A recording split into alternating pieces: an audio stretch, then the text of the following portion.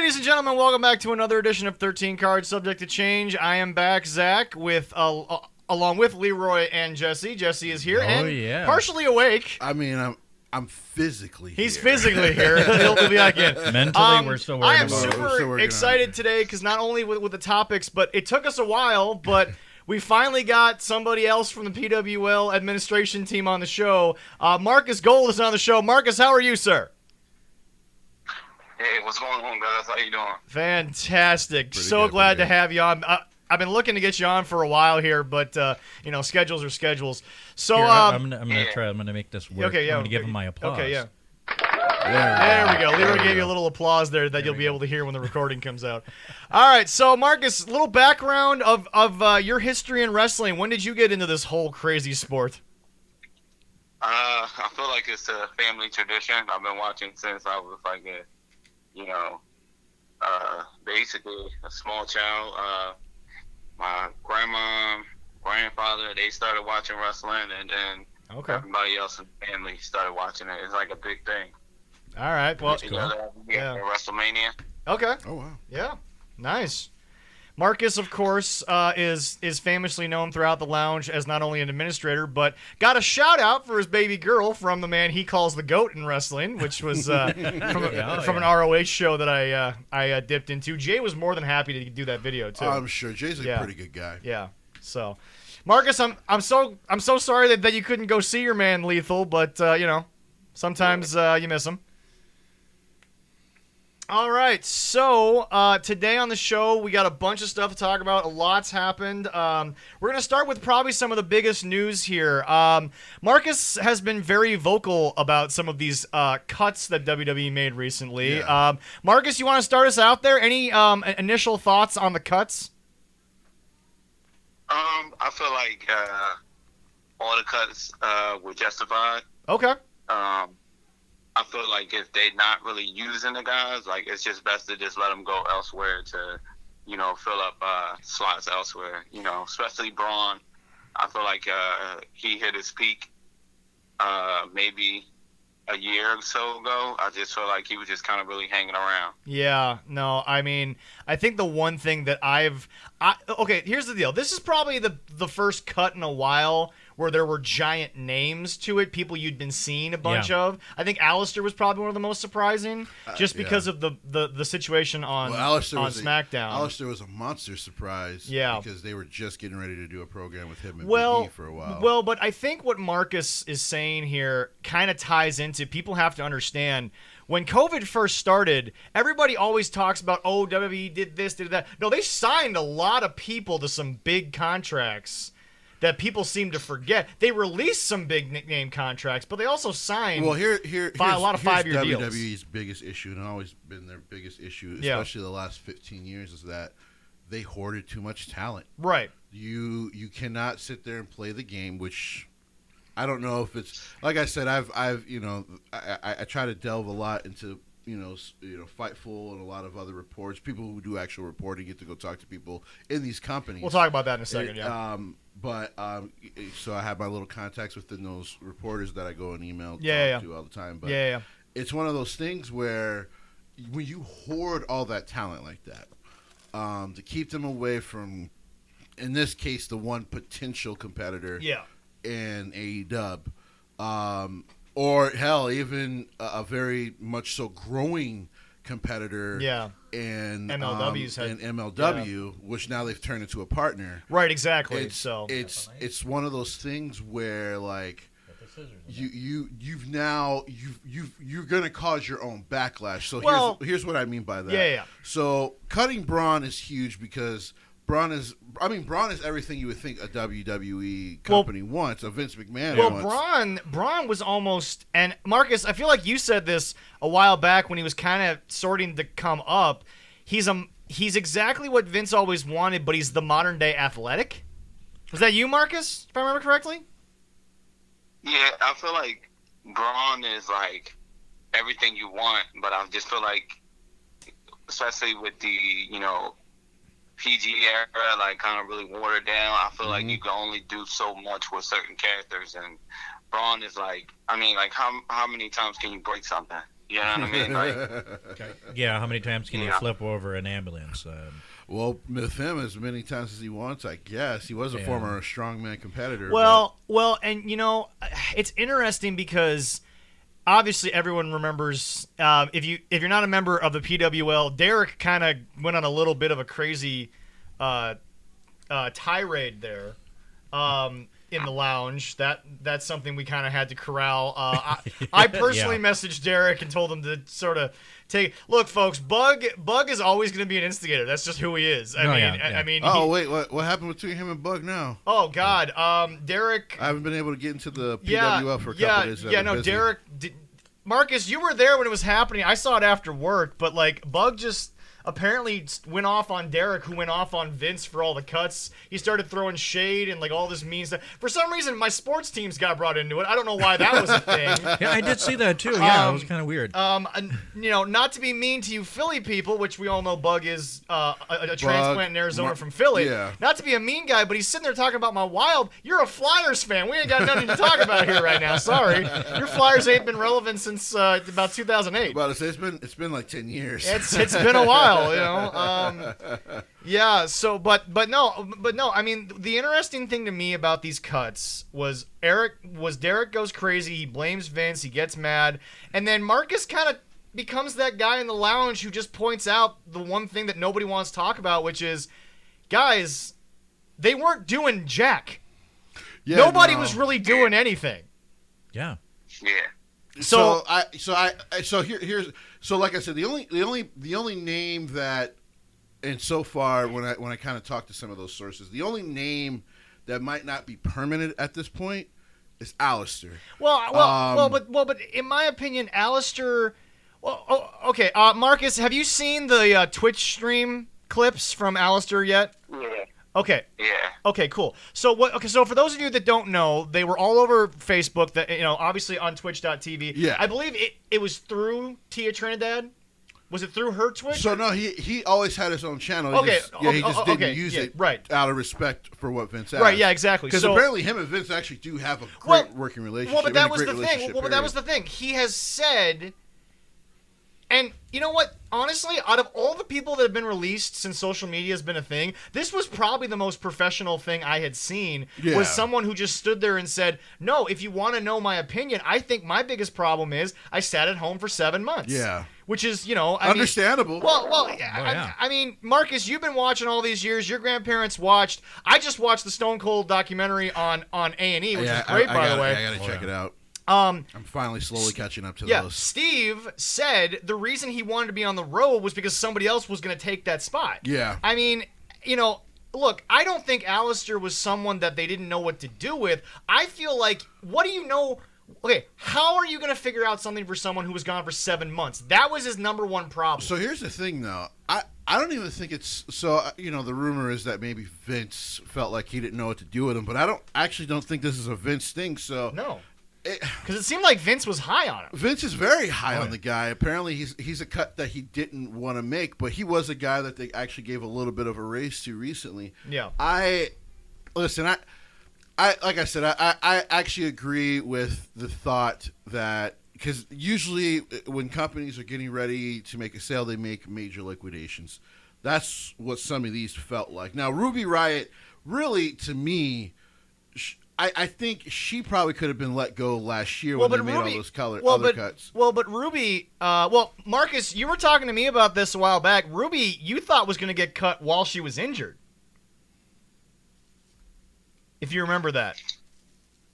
Or was that? I feel like they didn't really. I feel like once Sarah left from the Riot Squad, that was it. Oh, okay, yeah. So I mean, we're going back over a year now. Yeah, we're going back over a year, but it's one of those things though. When they let Sarah go, to me, last year, because listen, people gave them a lot of hell for making all those cuts, especially since this is a company in the last 3 years that has made the most money that they've ever made. Right. But to be fair to them, they did still pay that talent for 3 to 4 months. Well, yeah. But I think the one thing that people have to understand, and for once, I'm going to steal from Shannon Sharp instead of Jim Cornette. The best ability any athlete can have is availability. And it's like here's the deal. Philly signs Bryce Harper. Mm-hmm. If he's hurt for 5 years of that 13-year deal, I'd cut him after 6. Because I'm sitting here saying to myself, like, you ain't done nothing for me, and I'm paying you a king's ransom. Yeah. And I feel like, it's like everyone thinks the wrestling business, these guys are signing deals like Bryce Harper or like, the NBA guys. No, I mean, these are $200,000, $100,000 deals, which are nothing in pro sports, but it's a lot in the wrestling business. Yeah. And I feel like, the one it allows what WWE has afforded wrestlers who have gone through the indie scene like Ruby Riott and things like that is financial stability and a place to be able to kind of start to create their future and figure out how their future is going to go, even when they're not on television. Which I think is why Aleister Black was never too hurt. The only thing that got under his skin was the fact that, listen, man, I haven't been on TV for 7 months. But me and Vince kind of keep chopping these ideas at each other. And like I was saying before, I think the big issue... And at least Vince was honest when he said, I want to give the main roster one more chance. Yeah, well, like he said, what Tommy said on the chat was that it's one of those things where Vince always liked his ideas. Yeah. But Vince also listens to people underneath him. Yeah. And like I said, the biggest problem when I look at WWE, you can just see it in the two main shows. The biggest problem with WWE is one thing. It's creative. Yeah. Which Vince has final say in. Yeah.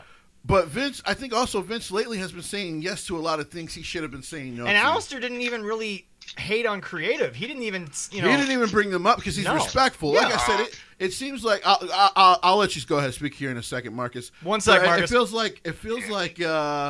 It feels like what I gained from watching Tommy, because I ended up watching that live. Yeah. What I gained from watching Tommy, because he was on for about 3 hours. I only watched an hour. He was on for a while. Yeah. It was a long was stream. that what I got from him is that if they called him back, almost like the Drake Maverick situation where he was technically released for 2 months before they actually repaid him. Or Triple H actually gave him an actual contract again. I have a feeling he's a guy that could get brought back. Oh yeah. Because they worked on his new music. They put all that money in. Vince put a lot of money into that character because he believes in Aleister. Financial decisions are always going to be instantaneous. So I think it's one of those things where like just kind of wait and see. It's going to be a wait and see thing. But Braun to me is going to be the one to watch because really he's been toiling. I when Marcus posted that I absolutely agreed with him. He's been in the title scene, but he's been toiling for a long time now. Well, I mean, Marcus, you had said it yourself. I mean, like, what was he really doing except kind of just being another body to get beat up by the main event scene? Yeah. So anyway, Marcus. Go ahead. Go ahead.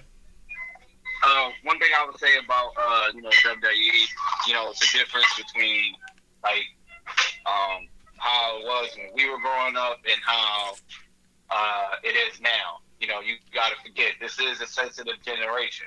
Before you can put anything you want on TV. Yeah. And you know what I mean? Like Billy Kidman had basically a heroin gimmick. Yeah. And we were fine with that. But if you put that on today, you run risk of, getting shut down or cut off the network. And I just think that people forget it's what we want as fans, it's what Vince wants, and then it's what the network wants. And you also forget that it's like once WWE became like a publicly traded company, you answer to investors, people who are pouring their money into you, such as like, anything that has to do with kids or, yada, yada, yada going forward. Before they didn't have that. Right. Now you answer to everything else, including the networks, like, hey, we're not going to, Vince might agree with us and say, hey, I'm out of touch. Yeah. Or you should go this direction. But then he might take it to the network and they might be like, no, that's not the direction that we want with WWE. We feel like WWE is this. Because once you got people invested in you, they also have to have their input in there. Yeah. Or if they feel like their input isn't in there, they divest. that they're not going to want to be in anymore. Because if I'm investing in you, I'm putting my time, my money in there.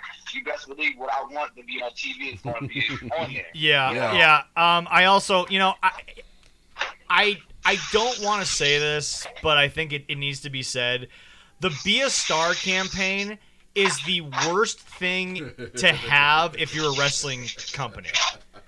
Because yes, it is. Because this is a business where your top guy, and Roman's a prime example, for 5 years you can try the babyface thing, you can try the good home dad thing, and then all of a sudden you realize he's the best heel in the damn business by a long shot. Yeah. He's the face of the company for the fans watching, but it doesn't really translate to all the Be a Star campaign, don't be a bully, because now he's bullying his own family kind of thing. So it's just, it's great to have, but I feel like if you're going to have it, you need to have 80 Rey Mysterios. because Rey's always going to be a babyface no matter what. I don't think anyone's going to believe a heel run by Rey at this point in his career. No. But I mean, we talked about this with ECW last week with James. When you have to answer to investors, I don't think ECW would be on a major network now because you couldn't do original ECW on today's television network. No, well, yeah, there's like a joke that Roman, he can promote Preparation H. From the Masters, I bought him. Yeah, exactly. Go ahead, Marcus. Go ahead, Mark. But then, like, since you Zach, since you kind of really touched on the be a star type of thing, but that's exactly why, one, Cena been in the picture for so long, and two, that's why they would never turn him heel for those exact reasons. You know what I mean? You see, I feel like during COVID, WWE had no choice but to make interest in TV because you know what I mean. Like they had to have people tune in. Yeah. So it's like you had Cena on top for 10 to 15 years, but you also had the Be the Star campaign, the visiting kids in the hospital. Like WWE was heading in a different direction, and they needed a top guy that was basically Hulk Hogan. So yeah, so basically all that Cena stuff pretty much is justified. Yeah. Well, we'll see when he might put. Well, because there's a big potential return for him. Yeah. Because if he's not in a Chinese prison somewhere. At this point, I don't know if he'll be in a Chinese prison. But then again, I don't feel like it's still an opportunity because I don't feel like it's still an opportunity to, basically, him to turn heel again because WWE still doesn't have. A top star. Like Roman is he's doing a great heel, but basically I feel like he's a carbon copy of CM Punk and Brock Lesnar put together. Okay. The only difference is he's taking a long time to get to the ring. Right. Yeah. But other than that, I don't see any similarities. Like Roman is doing a good job as a heel, but he still hasn't been battle tested as a top babyface. You see what I'm saying? Yeah. Like everybody can be. Say everybody can be an asshole. Yeah. That's the easy thing to do. Yeah. You know what I mean? Yeah. But can you hold your composure? Can you be a babyface? Can you? You know what I mean? Like basically, can you be barely 24/7 without one style? That's the hard part. Yeah. Yeah. She's doing an excellent job. Yeah, but overall with these cuts, Marcus, I want to throw something at you. If you had an opportunity, if you were in the room, were there like would you have tried to save any of these people, or were they all kind of past the point of no return to you? I feel like basically, I wouldn't want to save any of them because one, really nobody was behind the whole Braun Strowman Shane feud. Nobody really wanted to see that. Yeah. I mean, the only thing we knew what was going to happen was Shane was going to do something crazy, and we were all game for that. Yeah, true. We were cool with that. Yeah. Definitely. Alistair Black, he was going with the father gimmick, and it looked pretty cool, badass, all that. He's going to get the new entrance music and everything like that. But again, what is he doing that the other dark characters that they have isn't? What is he doing to stand out? and how far can you take that character, given that you work in, 340 days a year. You know what I mean? Like, are you prepared to be that type of character 24/7, and know where to go creatively? Well, that's kind of basically yeah. No, yeah. Well, that's kind of the biggest issue when you watch some of the biopics of like Randy Savage. Randy Savage kind of became Randy Savage, which definitely was an issue because back in those days, they really were on the road 300 days a year, and you were home for like 48 hours. You're right back on a plane. Well, no, Roddy Piper talked about that when he was in Legends House. Yeah, when he's saying is like, you're a character on a movie, but I'm Piper all the time.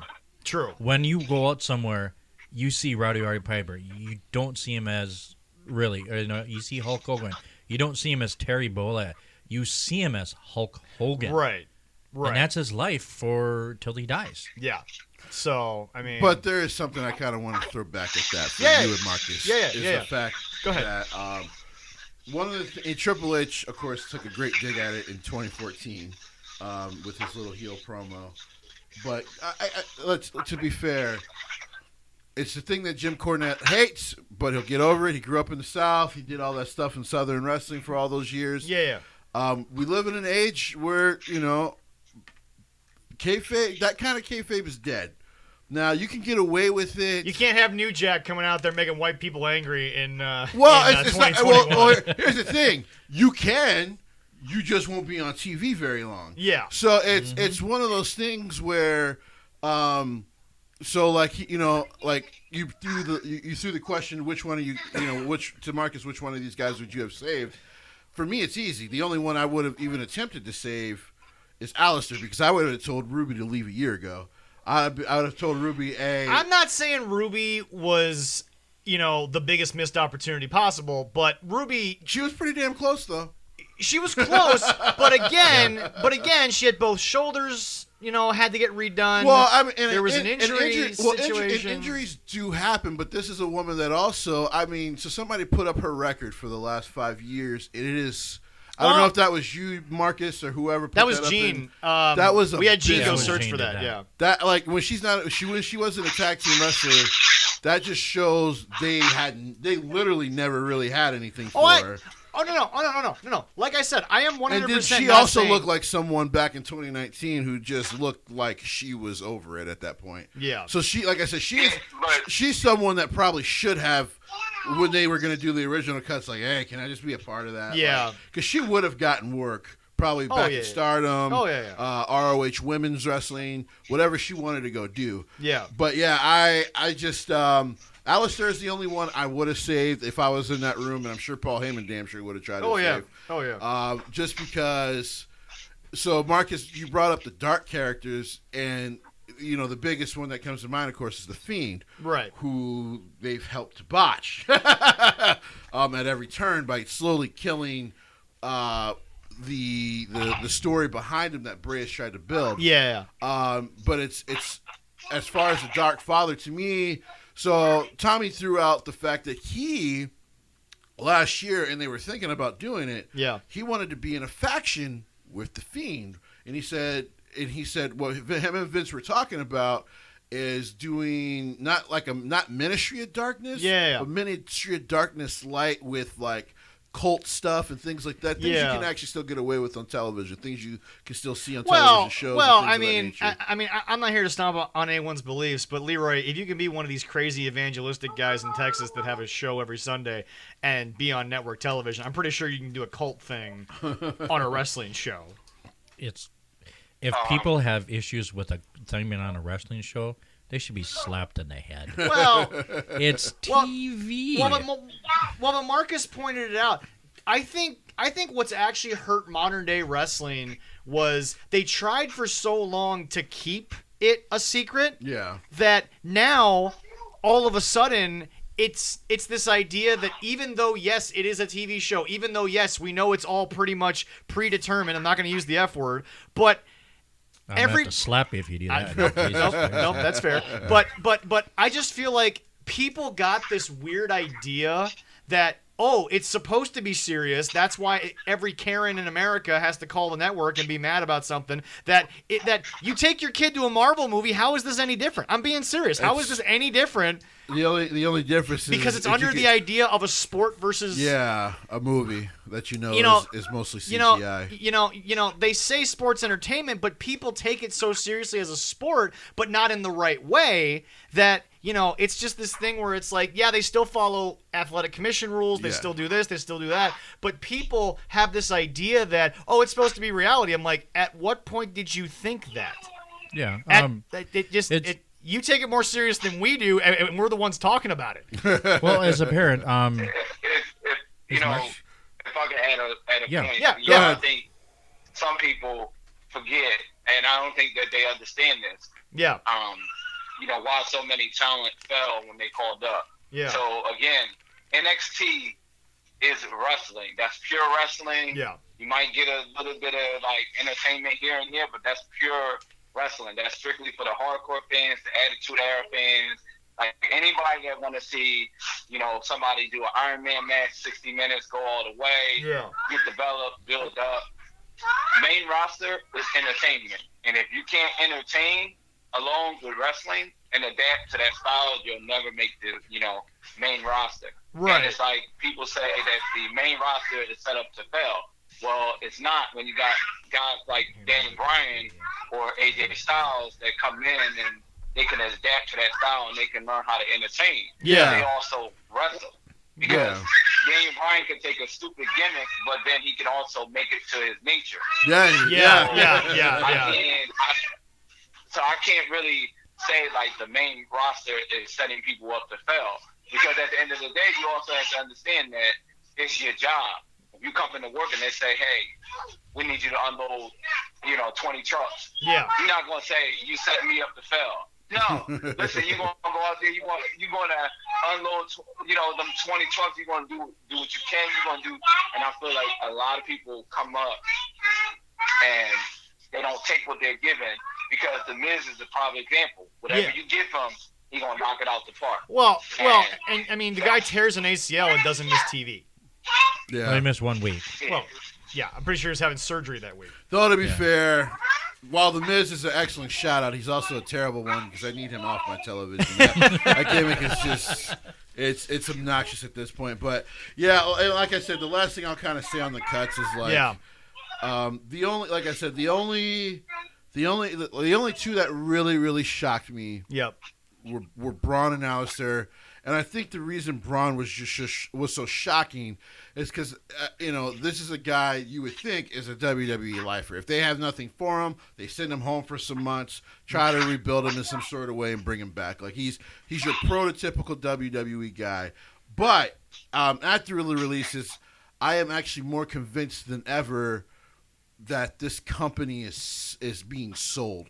That Vince isn't actually giving this company to his children. That he's selling this company. Okay. So I mean, I know that rumor is out there. Well, and here's the thing. I know some people thinking it's Disney, but why would you sell to Disney when NBC has already paid you close to close to like $200-300 million for the network? Yeah.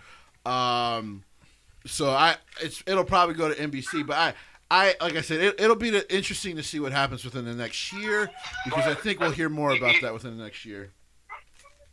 Go ahead. Again, if we talking, business, WWE, like you saying that, everybody's saying that WWE is probably looking to sell to NBC or, Walt Disney or whatever for $1 billion. WWE are already making that. They're already making $1 billion. If you look at their statistics, basically with the deal with Peacock, and with the traveling overseas to do the one-off shows, WWE is already making $1 billion. So basically, if they selling it at $1 billion, they're not really making a profit. Well, not $1 billion. Well, the company's actually only worth $800 million.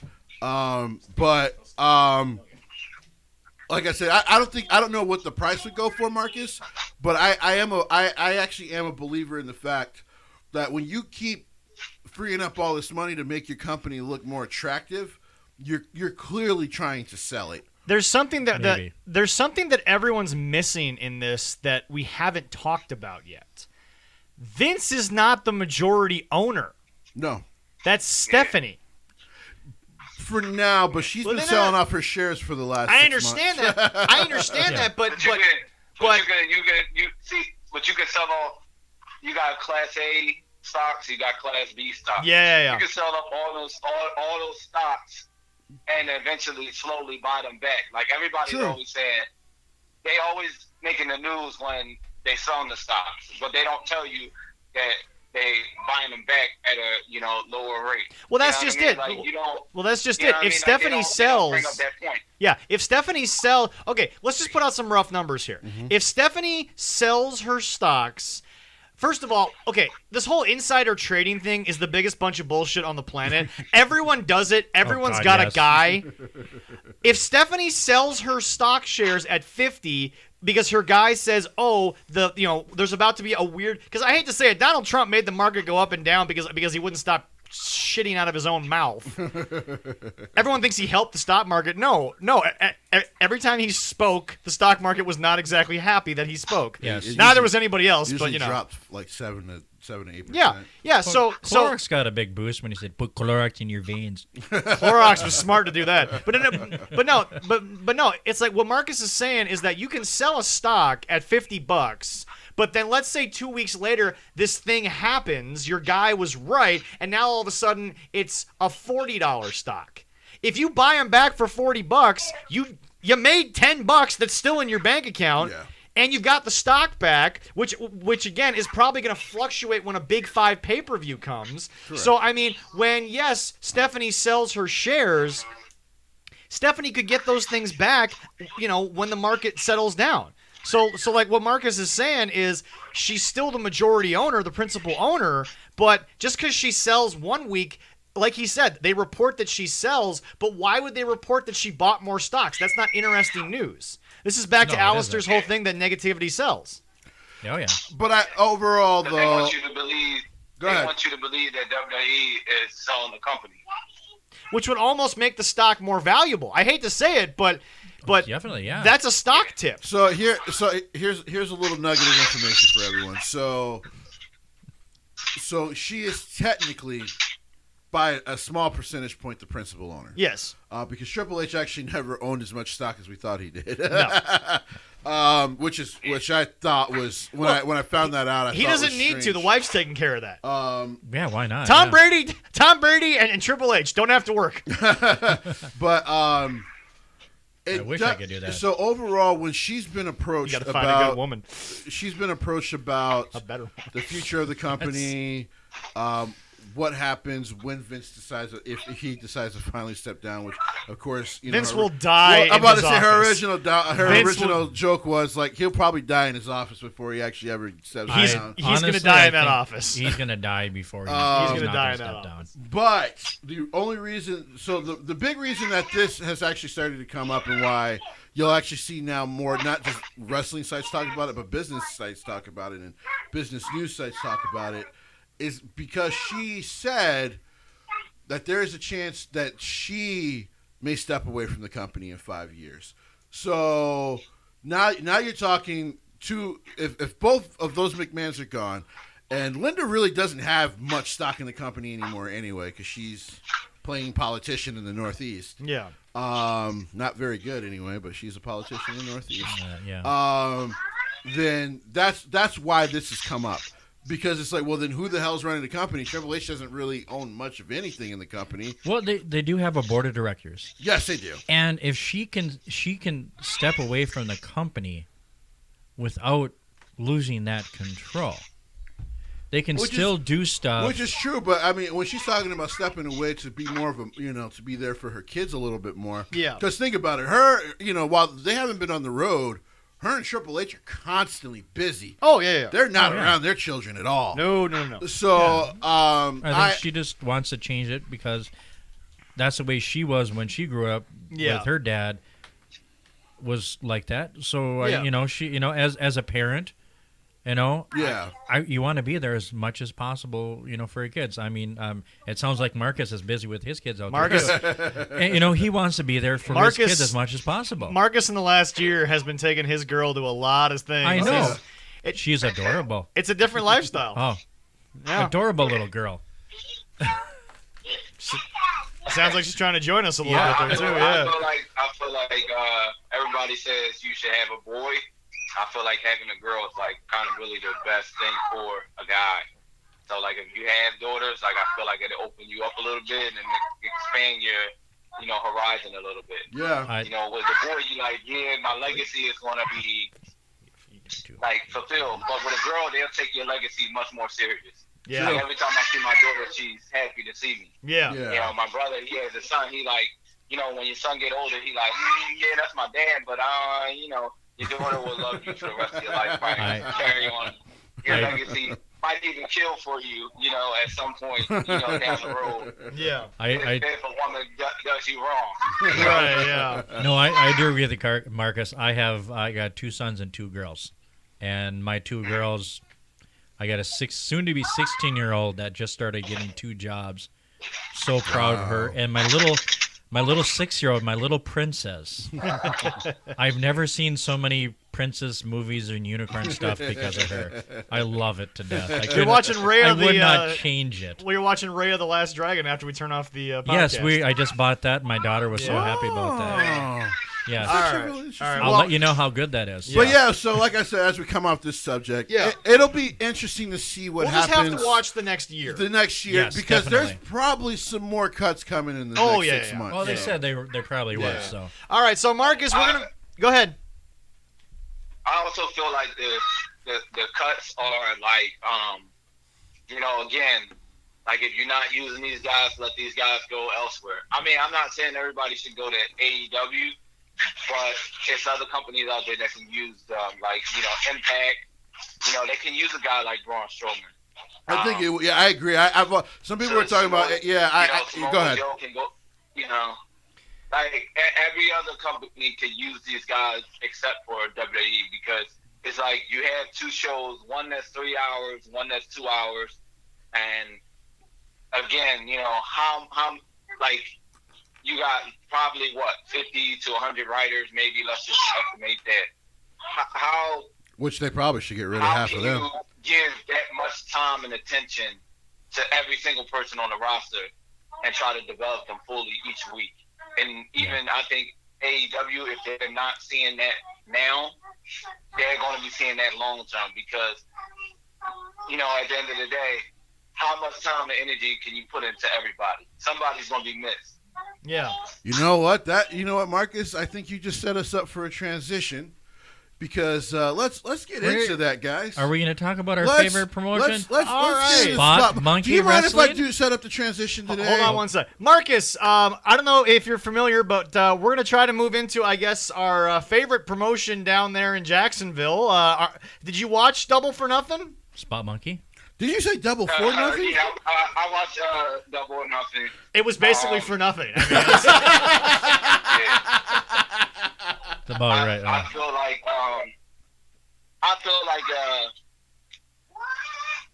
like with AEW, I feel like it's turning into fanfare.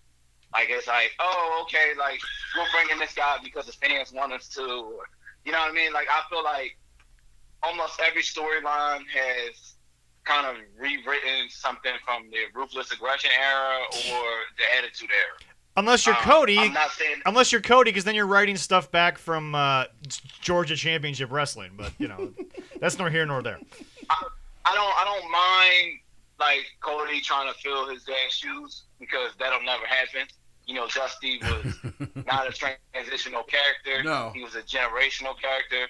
And any and everybody from black people to white people to anybody growing up in a struggling household or even middle class household could relate to Dusty. And that's something that a lot of these guys can never do. Like they could never do what Dusty did. Like he was a plumber's son and basically he related to everybody. Yeah. It was the face. Dusty Dusty never looked like a star. Cody's got a chiseled look to him. Yeah. It doesn't. Dusty looked sympathetic from the day he walked out there. He was never really in shape. He was never really the quintessential. Cody looks like an Adonis-style character wrestler, and Dusty was never that. No. The other thing I loved about Dusty was his voice. His accent or whatever he has. That little southern drawl. This little baby. southern drawl. It's like, I tell you, man, it's like, yes. Oh, God. All right. So, anyway, so now we're going to switch over to Jesse, who apparently really wants to intro this wonderful pay-per-view. So, Jesse, after you. We went from talking about WWE, I've got notes, by the way, folks. We went from talking about WWE cuts and, where the issues still are in WWE. Yeah. And then we go to a company and a fan and a hardcore fan base. I'll give them that much. They're 526,000 people on Friday. 600,000 strong. Oh boy. Hardcore. This is what I gotta say about that. I couldn't even follow. They went to Friday at 10 p.m. Eastern time. And that's apparently harder to watch than 7 o'clock on a Wednesday. Okay, whatever. Oh no, they didn't go. TNT sent them.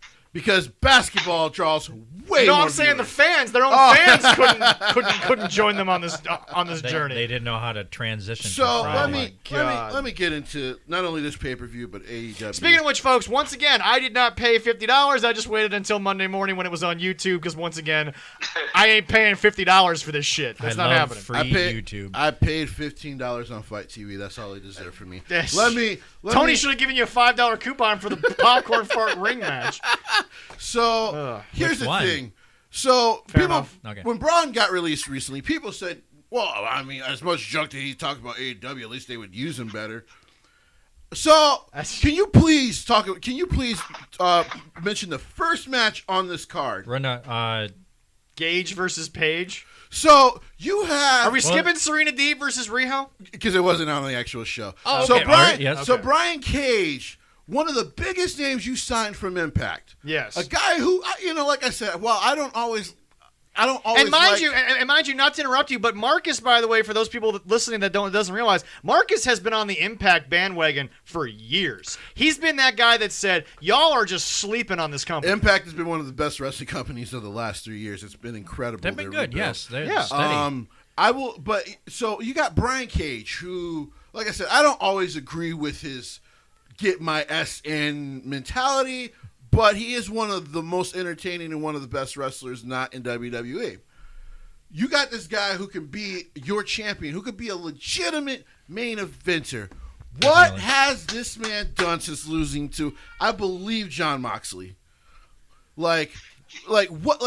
Nothing. So you give them this really cool by the way. That was also like a job out to Moxley. That wasn't even like a good ending. He held in the arm submission for like 5 minutes.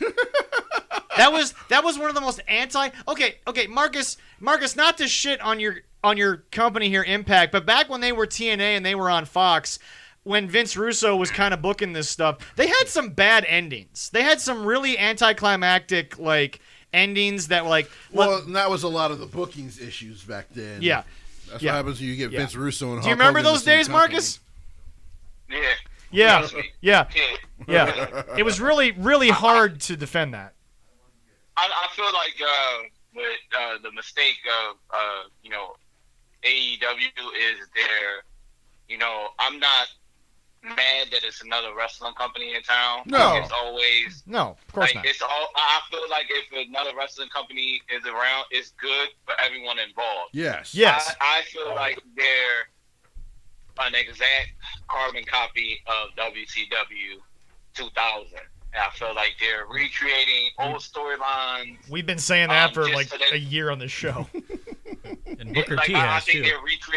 I think they're recreating old storylines just so they can have moments to sell you on their DVDs or their network that they're trying to create or whatever. Like they're trying to, instead of creating new moments. So I feel like, for instance, you got a guy named Brian Cage. He could be a super heavyweight in a heavyweight contender, division. Yeah. And you stick him in a group. with another guy that's up and coming, which is Hobbs. I'm about to say, another big guy, and then you get him with Ricky Starks, who's going to be a superstar when he's healthy again. All these guys, they don't need Taz because all these guys can talk for themselves. It might not be the best promo artists out there, but they all can pretty much talk for themselves. They already can wrestle, all that type of stuff. So you got two big muscle guys in one group. Yeah. I feel like everyone's in a stable with no direction. You know what I mean? Like, it's just like, yes. God rest his soul, Brody Lee. Yeah. But that moment that man passed away, they should have been thinking about revamping the group or shutting it down. Right. And yet these guys also are just hanging around. They're running in interference in every match for everybody. Literally every match. Yeah, literally So, everybody now. You looking like what's their purpose? Why are they out here? Like what they doing out here? Like you see them running out there each and every week, doing this and doing that. You're like, what? Like, and you have an absolute like comedy gold with John Silver, but yet you still have him in the Dark Order. Right. Everybody else, like, why didn't Evil Uno? His name is still Evil, right? But you got him as an interface group. Yeah. On top of that, you got. The factory, basically QT Marshall, which is, phenomenal wrestler, all that. You got all these up-and-coming quality talents, but yet they're in the group. We're definitely gonna get to them in a second because I got a lot of good. Surprisingly, I got a lot of good things to say about that match, but we'll get there in a second. So anyway, as we train, whoa! You said you have good things to say about the Anthony Ogogo Cody match. Hold on, we'll get there. We're definitely going to argue when we get there. Hold on. Okay, no. But anyway, so and we got to have some George Michael. Yes, right. but anyway, so back to this. Like he said, you've got Cage, who could be your super heavyweight big guy. Is the FTW World Title even recognized? No. So why is Justin Roberts announcing it? Because Taz bullied him into doing it. So this match, of course, but here's the thing. This was actually a good match. This was a great match. It's exactly what you wanted for an opening round contest. I mean, Hangman just turned 30. Congrats to him and his wife. They're about to have their first kid. Yeah. But it's one of those things. And it was only 15 minutes. Yeah, I mean, it was like the shortest match I've ever seen in a pay-per-view with these guys. But you knew it was going to be a banger of a match because these two guys can work. But here's the thing. My only problem was again, why did Brian Cage virtually land the buckshot lariat? If Brian Cage wants to jump onto the ring apron and be like, I'm going to go for it and then get stopped on the ring apron, I'm fine with that because that's a heel versus face moment. Yeah. But the fact that Brian Cage just showed that, oh my God, he can do a buckshot lariat, he's not working like a big heavyweight guy like Marcus is trying to build him into the super heavyweight. Well, look, Vader could do the moonsault, but Vader was the only big super heavyweight guy doing a moonsault. Yeah. So Vader was special. Yeah. He was also twice the size of Cage. But yes, he was. He was a big guy. But it's just, you're taking guys, like Marcus said, Starks needs to be the pretty boy, bad boy. Hook, I don't care about because I don't know anything about him. Then you got two powerhouse guys. Powerhouse Hobbs, it's even in his name, but he's not working like a big man. And then Brian Cage is sitting here working like he was in Lucha Underground, which is different. To be fair, Powerhouse Hobbs seems like the only big guy in AEW that recently works like a power guy. Besides, because it's in his name, number one, and B. Miro kind of does, but we'll get to him later on. I will say this: it was a good opening contest. One, it was a good opening contest, but two, you just once again beat Brian Cage clean. You know his record. His record since he's been in AEW, that technically he's only lost 3 or 4 matches. Yeah. But now he's going to be once again out of their top 5 for the World Heavyweight Championship because he lost to Hangman Page. Yeah. Like you can't tell me you're building stars. Yeah. You have stars that you could probably help because the only star besides Hangman that they've done right is Darby Allin. I agree. I agree. And maybe that's more on Darby. I don't know. That's the only guy that they built right. Yeah. Because because he's building himself. Yeah, exactly. They're not building him. He's building himself. He already told you on his podcast that he isolated himself from everybody else. He's writing his own storylines. Yeah, adding depth to his character on his own. Like it doesn't, like, you know what I mean? Like he's, like, you know what I mean? Basically, he's doing everything himself. He invested in himself because nobody can treat you better than how you treat yourself. Yeah, and how you create my only critique of Darby is if you're gonna jump off a bridge for a promo, Tony better be paying you for that shit. Don't be doing that for free, homie. Like, no. But no. Go ahead, Marcus. Like his character is very compelling. Yes. He has done something that like for me, like if I compare him to, like, let's just say he's a dark character. Yeah. I would say that out of everybody that has a dark character, he's the most compelling because he doesn't have the badass music, the smoke and mirrors, all that type of thing. He is actually a dark character. Like, you don't really even know much about the guy. No. Like, yeah, you might follow his career in other promotions, but as far as how he's here now and what he's doing and why he's doing it and why this character has to be what it is, you know nothing about that. Yeah. And we'll that in itself. Yeah. I do want to save. Yeah, I do want to save more of the Darby Allin stuff for the tag match when we get there because we got a few things to get through. So after this match, which was well paced, only 15 minutes, I enjoyed it because it was the first match in front of fans. 12 minutes.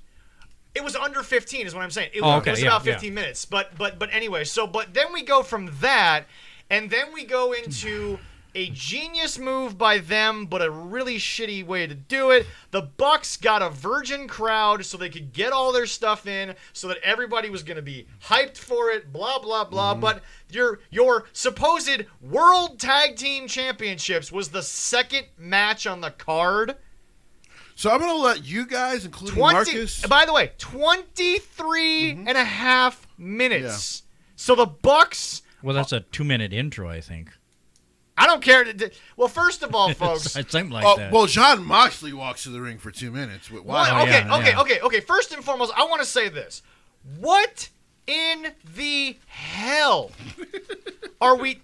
Okay, every time I hear this music, I want to see Charlie Sheen. I don't understand why they put this music on. Same with me. This was we talked about it on the show. Marcus, I don't know what your opinion is, but out of 100 songs you could have picked for John Moxley, Wild Thing, this version, not good. Absolutely horrible. I don't know why. Like, I feel like when it's AEW, people just willingly accept stuff because they feel like,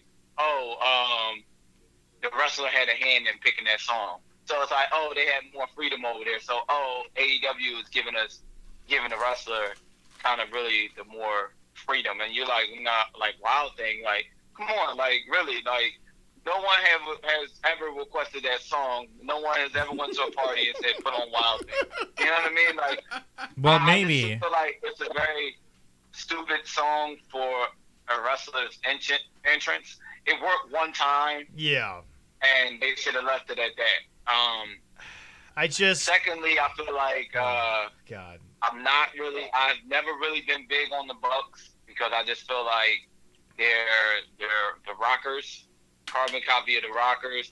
I feel like everything that they have and own, they owe to HBK and Marty Jannetty. Yeah. Because I feel like they're one of the reasons why the super kick isn't special. Well, but here's the thing people have to understand about the super kick is like I'm gonna get into the Bucks. It's like NXT reportedly got rid of the thigh slap. We all knew Shawn was doing it, but you could never tell. Yeah. That was the beauty of Shawn, was that when it happened, but see, here's the other thing. Shawn's version of it is such a knee-jerk reaction type of kick. It's not yes, there's the long setup tuning up the band, but when it happens, he doesn't hold the kick. He kicks and the leg hits the ground. Yeah. It's over. So the sound reverberates, but everything's back in place, so you don't see the hand sitting on the thigh because the leg's in the air. Yeah. That's my only issue with the leg kick. But here's the thing. Here's the thing. These are just some quick notes on this match, and then we're gonna let Jesse get into this. Too long. What in that? Tony Schiavone would not get over the fact that the Bucks changed their hair color. Like seriously, 5 times I think he mentioned this in the first 5 minutes that the Bucks changed their hair. Okay, don't care. Jon Moxley, first of all, the blade, they screwed up in Blood and Guts, and they basically had bad camera work, so you saw the blade. So this isn't me being too critical. We're now watching for blades, but Moxley's basically, first of all, Moxley is right-handed, as we all know. Yes. Yeah. He starts punching them with his left hand, because if you go back and you watch, he pulls the blade out of his waistband, and then all of a sudden, they throw the freaking can of cold spray on him, and then and then it's like, okay, really? This guy's been in GCW. This guy's been in all these other places. He's been a CZW Hall of Fame level guy, and that's what gets him color. Really? It's like Moxley's supposed to be a bone breaker, a neck snapper, and he's a more watered down version of Dean Ambrose at this point. That's how bad Moxley is. But it's like so anyway, can of spray. That's it. And not only that, it was way too early in the match to get color on Moxley. He also did it. Jim Cornette, once again, love him or hate him, he said, if you're gonna get color, don't go to the ring apron, because it takes all the color off of you because the canvas absorbs it. Yeah. So he got it too early. Once again, everyone's favorite reanimated corpse referee is the referee in this situation, and he's the only referee the Bucks want because he's mastered the art of letting the Bucks do whatever the hell they want. There's no 10 count, there's no 5 count, there's no disqualification. This is the most embarrassing ref job in the world. What even boggled my mind was Eddie Kingston, your real-life badass, this guy that you've been building and building, he was a non-factor in this whole damn match. He was nowhere to be found. Every time he started to come back, he got knocked back down by the Bucks. It made no sense. The ending was not only illegal, it was anticlimactic because guess what? I actually did the math. So, go ahead. I think a lot of people, they always say, like, you're hating on AEW when you don't, like, agree with what they saying, but I feel like with all this money that they're pouring out, and they have these cameramen that cannot catch the proper angles or keeping hidden. So it's like you pouring all this money into the company, but these are the same cameramen that let the fans know that it was a cushion waiting at the bottom of the steel cage for Jericho. Yep. On top of that, these guys can't book a finisher either because I just feel like they doing basically it's like stupid finishes as well. Yeah. You know what I mean? And it's well, they roll with a gang. Yep. And every match is interference. And not to interrupt you there, Marcus, but like not to interrupt you, but like to my point of the ending. So Moxley is getting heat because Kingston's down. He got the supposed hot tag. It was a lukewarm tag. First of all, nobody saw it. Like the reason why I say it was illegal was because the Bucks were probably in the match for a good 30 seconds, and Rick Fox is or Rick Knox or whoever the hell it is. No. Rick Fox works. Okay. Because he's as dumb as one. All right, fair enough. Okay, so please continue. Anyway, the reason why I say that it was anticlimactic was Moxley gets the hot tag. He's in there, and everyone knows when you hit the hot tag, time is ticking. You got to end the match. You got to go home with it. Yeah. So Moxley gets the paradigm shift, okay? Yep. His finisher on the Buck. I actually did the math. From the paradigm shift to the end of the match was 2.5 minutes. So you hit your big climactic moment, the finish, and it gets a 2 count. I don't even think they got a tag in it. And then the reason why it was illegal was the Bucks were holding Jon Moxley, and they gave the double knees. They didn't even win with the Meltzer driver, which they named after the idiot that keeps praising their 5-star bullshit. But you won because you double kneed a guy 3 or 4 times? How is that? So, what? I don't know who's booking their matches. They're booking their matches. It's either the wrestlers booking their matches. Oh, it's or they got some terrible writers. And then again, it goes back to what I'm saying. Like, it's very dangerous when you start letting wrestlers have creative control, because it's just like they start booking themselves in the corner. Hang on. All right. And it's like one second. All right. The only thing, 100% agree with you. Jesse's. I have my feelings about it too. It'll take about 2 seconds. Jesse's creating some fire over here, so we're gonna let him get his thoughts in. My last thought was this. Please cut Brandon Cutler. I don't know why he exists anymore, except to be a showman cameraman. But anyway, ladies and gentlemen, Leroy, 2 seconds. We're gonna give you. Yeah, this is about how I feel about that match. Okay. That's what we need to do to both so, of them. ladies and gentlemen, boys and girls, Jesse Stowe is about to stew on this match. All right. So Marcus just said, AEW fans think most of the time when you're critiquing them that you're hating on them. Yes, exactly. Well, allow me to hate on the Young Bucks yet again. These dudes are the worst thing to ever happen to tag team wrestling. Period. End of story. Marcus, they book their own matches. They shouldn't. This is why Vince says no. This is why Vince says no. This is why Vince says no. So you have to repeat that 3 times. Yep. Because there's going to be AEW lovers in the chat for this podcast that are like, oh, here he goes hating again, even though I'm the one dude on the show that usually defends AEW. And to start, Jon Moxley and Eddie Kingston only got like 30% of this match. Which, if it's a good match, makes sense. If the heels cheat to take over, it makes sense. Yeah. It never makes sense here. It never makes sense. Because the Bucks will get hit with big moves, kick out at 2, do stupid flying stuff that you should only do as a babyface, okay? Mock the Shield, I'm sorry, a much better thing than you have ever been in your 15 years of pro wrestling. And they were only around for 4 years. Okay? From the backyard to the big Yeah. Go back to the backyard with this garbage. Okay? Just Cody, please, take their power away.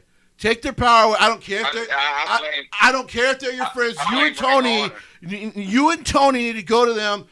You're done booking your own matches, man. Because there's no way in hell Cody, who actually has respect for the damn business, can watch this with his so-called friends. I mean, we'll get to Kenny later, but because that guy's a piece of trash we really too. We have to. We have to. It was the world title match. People ask, why does Roman kind of lead most of the show? Because it's a great story. They have no story with their world champion, so they can't put him in it. I digress. The Young Bucks are terrible. You should request your $30 back. As a matter of fact, if you guys have been having regrets about the Young Bucks, any money you have given them, I need you to do what conservatives do, and I need you to overreact. I need you to spit on their stuff. Just let them know they are the worst thing to happen in tag team wrestling. So I have to go They're overconfident. So I have to go full Cleveland on LeBron. Got it. I hate them. Well, I'm glad that there is a brother tag team out there that actually wants to bring back for professional tag team wrestling, because that is like a lost spark in this business. Yeah. But again, I blame Ring of Honor for allowing them to spam the market like that. I blame Tony Khan, and I damn sure blame Cody Rhodes. I don't care that these are your friends. Vince has friends working for him too. You know what he says when it's a terrible idea? But Marcus brings up a really good point. Ring of Honor was so desperate to stay relevant that they went and grabbed this tag team, and then they let them run wild for all this time. And while it may have saved Ring of Honor, it took all of the great work that Ring of Honor had been doing. Okay, first of all, remember, Marcus was the guy. Every time Jay Lethal did something as a dual champion, Marcus was in the lounge saying, "How is this guy not your GOAT right now? Well, yeah. How is he not absolute? Why are you not talking about him like you would a Hulk Hogan back in his heyday?" Jay Lethal is one of the greatest champions that. I know exactly. But it's like what Jay Lethal built in Ring of Honor was killed by the Young Bucks. I'm sorry, the Young Bucks are so damn bad. I think if they let the Fox idiot go, he'll never get another referee job. So they're literally beating up on Moxley for 25 seconds doing nothing but double team moves. Why wasn't there a disqualification? If that's how the match would have ended, I'd be like, well, you know what? The Young Bucks suck. I just learned to accept it that the Young Bucks are trash. Okay, I used to be the guy that defended them.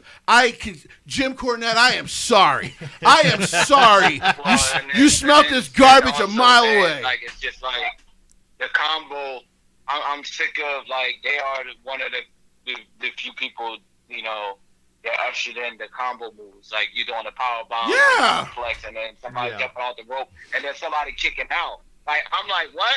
And then they're incredibly guilty. The reason we were calling it spot monkey wrestling for all this time was because every time there was a big spot coming, they clearly always set it up. It's still happening with the Young Bucks. Everyone else after Jim Ross said what he had to say, they had the meeting because Jim Ross wasn't wrong, but those wrestlers got mad at him anyway because they're idiots. Yeah. The man's a legend. The man has brought legends into this game, and you were mad because he was trying to give you advice. I digress. If he's telling you don't allow people to notice that you're setting up your spot, these idiots are still doing it. But guess what those monkeys in the crowd are doing? They're lapping it up. I swear to God, every single. I just feel like they're lot paid of people, at this point. As fans and AEW, I feel like they feel like that. Oh, come to AEW. Like this is basically, not our generation, but this is the kids coming up generation of WCW. You know how fans were with WCW, like. Back in the day, come over to WCW. We had big money contracts. We had creative control that let you do your thing. When really, in reality, they only worried about a certain number of people that they cared about, which is the Bucks, Paige, Omega, Moxley. Like, it's only a certain level of talent that they care about. Right, exactly. They're not really big on type of thing. So this is their version, this generation version of WCW. 2000. And I just feel like I just feel like I'm more like, yo, you need to create stars for the next 10, 20 years. And here you are with Kenny Omega with his 2015 Bullet Club gimmick. Then you got basically the Good Brothers. They're more on AEW than they are on Impact. Yeah. Oh, yeah. Oh, we're going to get to all that, but we'll get to that. To leave this subject, Leroy, please take us out of this subject. Yeah. We still have to get to everyone's favorite interpretation of the Battle Royal, which is next. But Leroy, your closing thoughts on this World Tag Team Championship match? Yeah, my first reaction is this. And then after everything else is done, just shoot him and we'll be done. Anyway, so now, I love my sound effects. So now we move on. I got to talk about the Young Bucks again next week, won't I? Yep. We don't have to. They literally, you know how people are like, man, I stopped watching WWE because Raw ruined my fandom. I'm like, well, why would you let Raw ruin your fandom? You could watch SmackDown on Fox. I get it now because the Young Bucks have 20-minute segments, and I start to hate myself for being a wrestling fan. Exactly. But please, Leroy, move I definitely have to work on getting this video streaming up because everybody has to watch it. Yeah, no, it's great. It's now, definitely ladies and gentlemen, it is time to move on to the casino. To the very first match that had ever happened in AEW. Oh, yes. As AEW. And now, what's even worse is welcome to, you have now seen all the people that have been in this thing, so there's no surprises left. Ladies and gentlemen, it is now time for the Casino Battle Royal, which I hate in one way, but I love in another way because I actually like the way they've redone the Battle Royal. The rules are not terrible. No. The way they set it up is actually really pretty cool. Neat. Yeah, I like that. But, Leroy, what was our first suit that came out? Oh, shit, I don't remember. I've got it all written down. So please, take it away. Ladies and gentlemen. The clubs or the hearts? The clubs were the very first suit. Ladies and gentlemen, Max of the Acclaimed actually brought out a couple of yo-yos. That's a joke for later in the show, but we had yo-yos. You know what's messed up? Max is over as like a baby face right now. I know, it's so good. He's supposed to be a heel, but he's actually over like a baby JR face. forgot the rules because the Acclaimed did something and said, well, the referee not seen it. It's no DQ. It's a battle royal. There's never been rules in a battle royal. So Jim Ross immediately doesn't give a shit about this. Not much else happens that was worth noting because it was the first five guys. Now the Diamonds are out next. Correct. Was that the guy? When was it the guy came out and rapped? That was the clubs. Yep, that was the clubs. Yeah, that was bad. That was Max Caster. That was bad when he's like, Dustin, look at me. Oh, dude, shut up. So anyway, the Diamonds come out. Matt Hardy is out there. I didn't even know Cassidy was in this match. Neither did I. Until like later on when he officially was eliminated. Yeah. But okay, so well, there was somebody at least that Matt Hardy is actually staying consistent to the gimmick that he's been running. Yeah. As crappy as it's been it actually, at least they stayed to it. So the Diamonds come in, nothing really happens. There were some people that were not in the match because of injury and people were So people got replaced. The Hearts were out third. Mm-hmm. The camera and music work was terrible because this is one of the things that we saw this past Royal Rumble they're missing without Pat Patterson is, first of all, the music kept playing after the people hit the ring. That's when you cut the music. Yes. And number two, when your music hits, the camera needs to go right to the entrance ramp. They need to show you. The camera stayed on the hard camera. And I'm just like, what are we doing? No one's coming in. No one's getting heat. No one's being fed by the guys in the ring. Yeah. It's just a joke. Penta is the only guy with a real entrance, which is sad, and I'll explain in a second why it was sad, because it was the way he dressed. The way he dressed, he should have been the Joker card, but okay, whatever. That is true, This is the moment when I find out Cassidy's actually in the match. We are now 3 suits into this match, and JR remembers it is no DQ. So out of 4 suits in the deck, we are 3 suits into this. JR remembers. JR actually remembers to mention the Brian Pillman documentary, which apparently took 4 weeks for them to remind people that, Brian Pillman Jr. is in this company. Give me some barbershops and some ribs. The Spades come in. Nothing happens because we immediately go into the Joker card, which was horribly built up. Even though Leo Rush is now in there, was not a letdown, but... No. But it was presented as a letdown. Here's the thing. It was a letdown. First off, the name's not a letdown. First off, the name's not a letdown. No, great performer. Great performer. You didn't build him up. You want to know why? Because you don't actually have a contract with him right now. Yeah, he's working for Japan. He's still working for New Japan. He'll do great in the Super Juniors. He's gonna do great in the Super Juniors. He's gonna do great in some of the tournament stuff coming up. He also got eliminated way too early.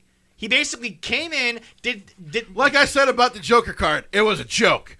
Because you get this big name. Yeah. I mean, Leo Rush is a massive name. No matter what happened to him on the main roster in WWE, he still had a better run going back to NXT. Yeah. And he's been doing some of his best work in MLW and New Japan so far. But, you gave the guy nothing to work with. Go ahead, Marcus. Go ahead, Marcus. Again, for me, I just feel like, myself down. Like what you said, Jack, I feel like AEW is trying to do so much so fast that they don't really have any time to really focus on anything, because you got JR, on WWE, he never really forgot anything. No. So I just feel like they're doing so much so fast, trying to shove all this out to draw attention to themselves. And I don't think they have notes. I don't think they have a format. I don't think they do either. These guys, like first of all, Shivani's never been someone that I consider to be a great commentator. No. But JR was prepared. He had notes. They had a format of the show. You can sit there and say, oh, that breaks kayfabe. No, but it helps you understand what's going on. So anyway, so Leo Rush gets eliminated, right? Now, what boggles my mind even more, so this is a battle royal. The winner gets a world championship. Ladies and gentlemen, this is professional wrestling. It's good versus evil. The final 2 are 2 of the biggest baby faces. 2 of the biggest baby faces in the company. Now, they did a great job, because Christian Cage's gimmick is outwork everyone. Mm-hmm. He went from 1 to the last. Yes. That's fine. But now, you've got Jungle Boy, who should win at some point and start building Jungle Boy, because you bought the song for him. You did. But anyway. Well, that was a point I was scared. Yeah. I was like, oh my God, they're going to give Christian the win. That would have been fine, though, because he would have outworked everyone, so at least it would have stayed consistent. This was not a great ending. It was a better ending than the Bucks. That's not hard to do. The bar's not high. No, that's the right winner. I still think Jungle Boy was the correct winner over Christian Cage, but both would have been fine. This got ruined. You call me crazy. The number one thing that ruined this whole celebration was the fact that so Dino Douche Moron comes out there. And the little dude. Hold on. Jungle Boy's on his shoulders. It's a boy and his dinosaur. It's a great moment. I love this. And then you bring out the dong-sucking midget who hasn't been on TV in 3 months. Marco Stunt is all of a sudden back. Marco Stunt is in the ring. He's on the ropes himself trying to have Stop taking the moment away from Jungle Boy. This is the fourth time you've messed up Jungle Boy. Go ahead, Marcus. Go ahead, Marcus. Not only that with Jungle Boy, instead of interviewing him after the match and saying how important this win was for him, dedicating it to his dad or yada yada yada, because he was already old with the crowd, they would have bought into it more. Yeah. And if they would have given him a little interview, and not only that, they missed the chance again to give him an interview, basically on Dynamite next week. What you do, you insert him in the tag match with Christian Cage to take away from him instead of just Jungle Boy shot in that match. But where's the interview? Oh, Marcus, I'll tell you where they did the interviews. They did the interviews after the show with no crowd there. Yeah. And then put them as segments on Elevation, Dark, and Dynamite. That's what they did. You cannot build stars if they are not. If you have people there. I don't know about everybody else, but I just feel like from a fan perspective, like if you aren't advertising it, I'm not watching it. Thank you. We've been saying that for about 6 months now. The only Dark Elevation only gets a little bottom screen thing like it's ESPN or something. But they don't talk about Dark. Sometimes, because he's on the show, Excalibur will sometimes throw in something from Dark. But I don't care about Excalibur to begin with. Now I'm talking about Dark.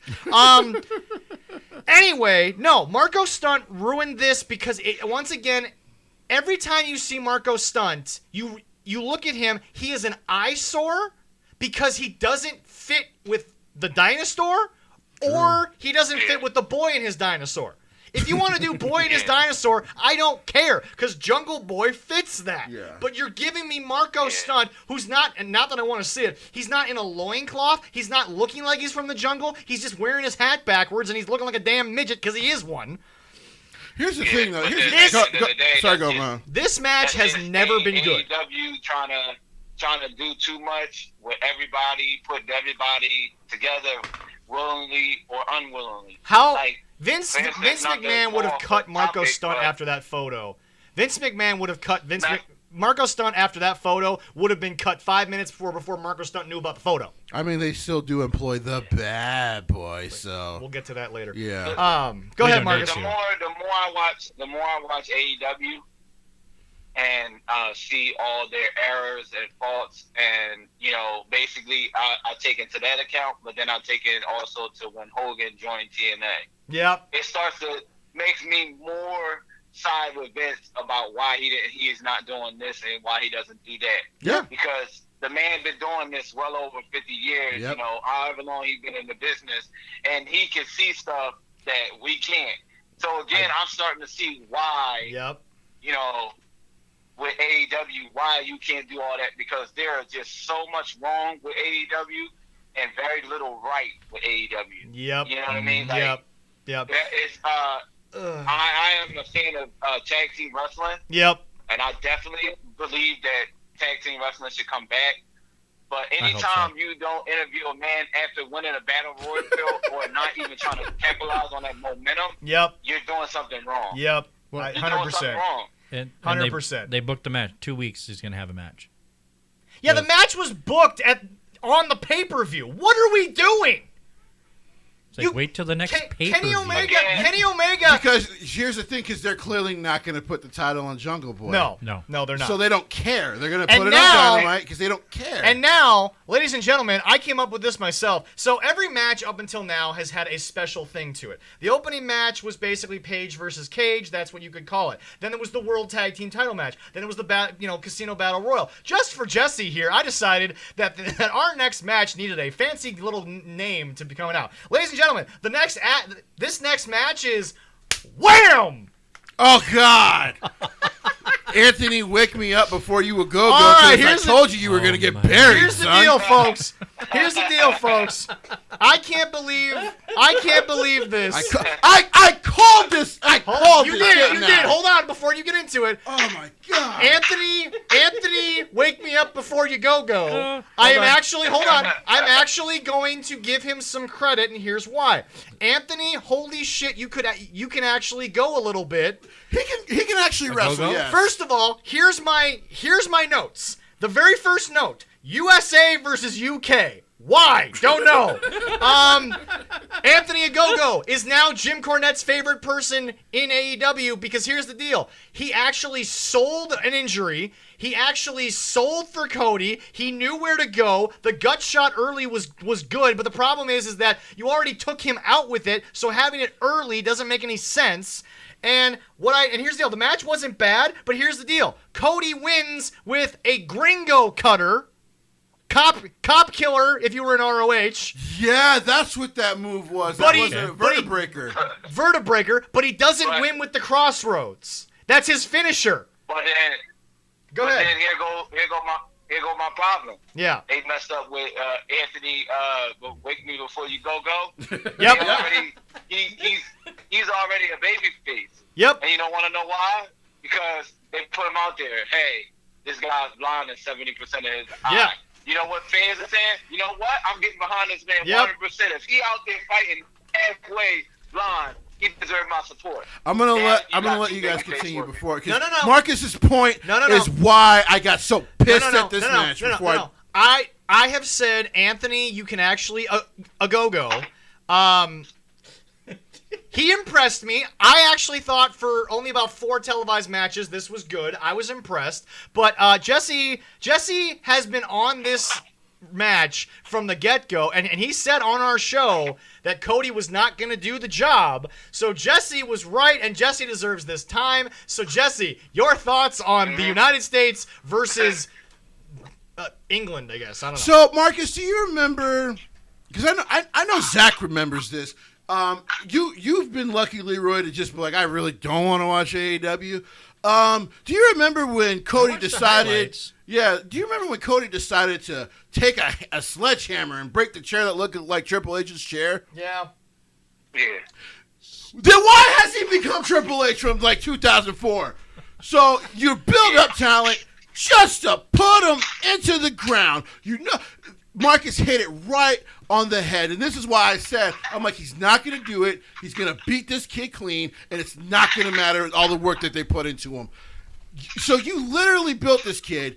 You got him over by bringing up his real life like eye injury. Like I could be blind. To be fair, hold on. Hold on. Not trying to make this into a race thing. This is the second African American with a very touching story that they have botched. Powerhouse Hobbs. They tell the story about his brother shielding him from gun wounds. Yeah. 2 weeks later, he's healed. Yeah. So you have the ability to take these two guys who've had hard roads, not just because of their skin color, but just because of what they've gone through. You have an ability to build. Now, here's the deal. I don't agree with Jim Cornette wanting Nyla Rose to come out and act like a man in a woman's division. You can't do that. But you can still add some like validity to these things. I mean, they've basically put her into the middle card of the damn women's division anyway. Here's the thing. Cody, I never want to hear. First off, I better not hear his wife defend this. I swear before God, if that woman gets on Twitter and attempts to defend her husband because he took heat, because what was trending during this match? Triple H was trending during this match. Of course, because wrestling fans knew what was going on. Oh my God! Go ahead. I only have one thing to say about that is. But again, they don't know how to. Like, everybody says that, like, WWE don't know how to create stars. Do you know how hard it is to create stars? Like, to invest in somebody? Not only to, like, let's take, for instance, like, you also have to deal with the wrestlers themselves and their backgrounds and all that to really fully create a star. The star themselves has to invest in the product.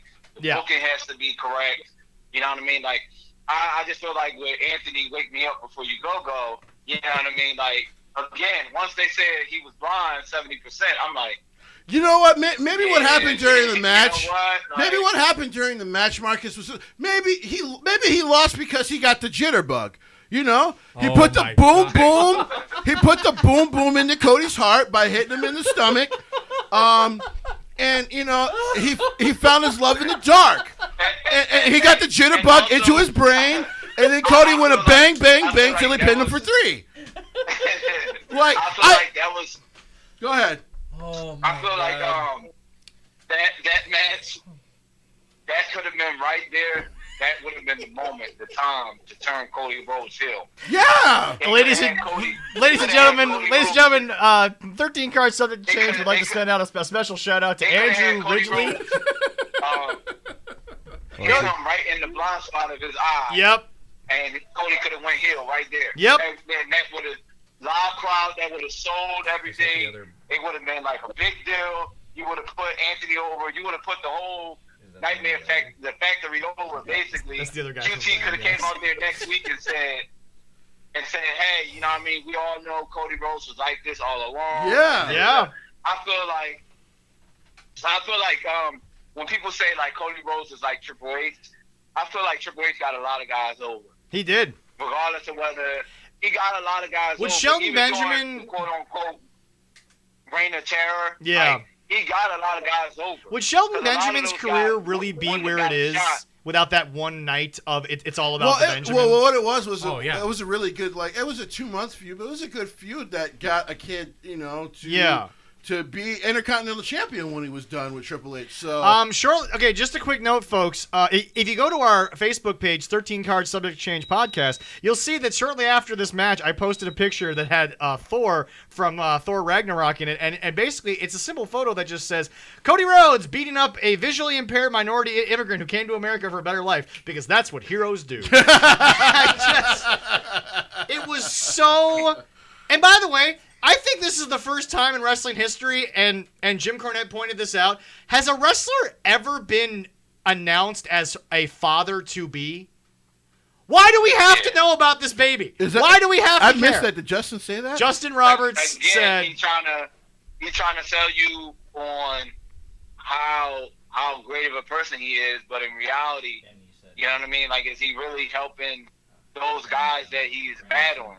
I mean, because really all he did was, you know what I mean? Like, I feel like he's more of Jeff Jarrett than Triple H. Yes. I need Cody to stop with the dude.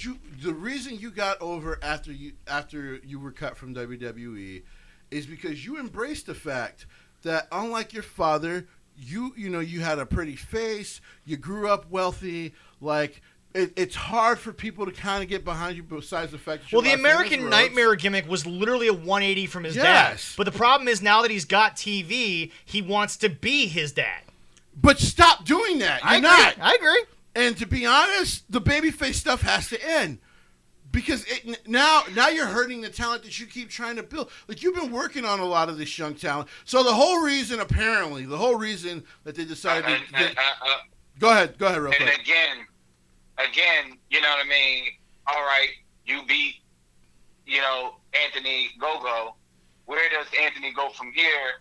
Because Anthony goes back to catering.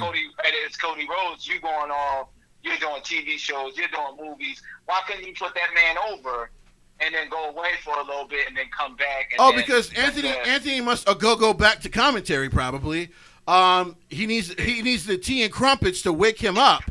And, listen, first off, I'm going to be done with the Wham jokes for now. This is the most exposure Andrew Ridgely has had since George Michael passed away. And I'm sitting here with my careless whisper. Well, that's what Anthony Ogogo's career will be. And he'll never have to see it again when he goes blind, because these guilty feelings have no rhythm. So, overall, while you are more positive than I am, I said I was positive on Anthony, not positive on the actual match. Don't lump me in as an AEW fan all of a sudden. I refuse to take that. I am super down on Cody the last couple of runs, because He was he was the bright spot. What runs? He does things for 2 weeks and he's on to something else. But it used to not be like that though. Remember, Jade Cargill's the best thing going from Cody because she's apparently still being used. Well, that's true. When you actually see her. But what I was saying was early on, Cody seemed to understand that. If I am the guy, the original reason why he took himself away from the world title picture, if I am the guy that feuds with my young heel talent, even if one beats me every now and then, but I beat the other one, I can still build up my young guys like I really want to. Yep. I can respect the concept. Yep. But the execution the last 4 months of anything he's wanted to do has been pathetic. and I respect Cody so much. Basically, Anthony, man, I hope somebody wakes you before you would go to the funeral of your career, man. I'm sorry, dude. You deserve better than this. But then he's hanging on like a yo-yo. I'm just throwing this out there. At the end of the day, who are AEW's babyface? Because I feel like either everybody's working like a heel or everybody's working like now, a hold on. We're going to get to one of their babyfaces. That's a good question. We must remember, though, the man that we're talking about, Cody, I can now be called Rhodes. I was going to say, he said we don't need those tired old wrestling tropes like heel or babyface. That's the other thing. He needs to stop doing interviews. Shut the hell up. It's not helping. Just shut up. Just shut up and make sure your friends aren't killing your show. Yeah.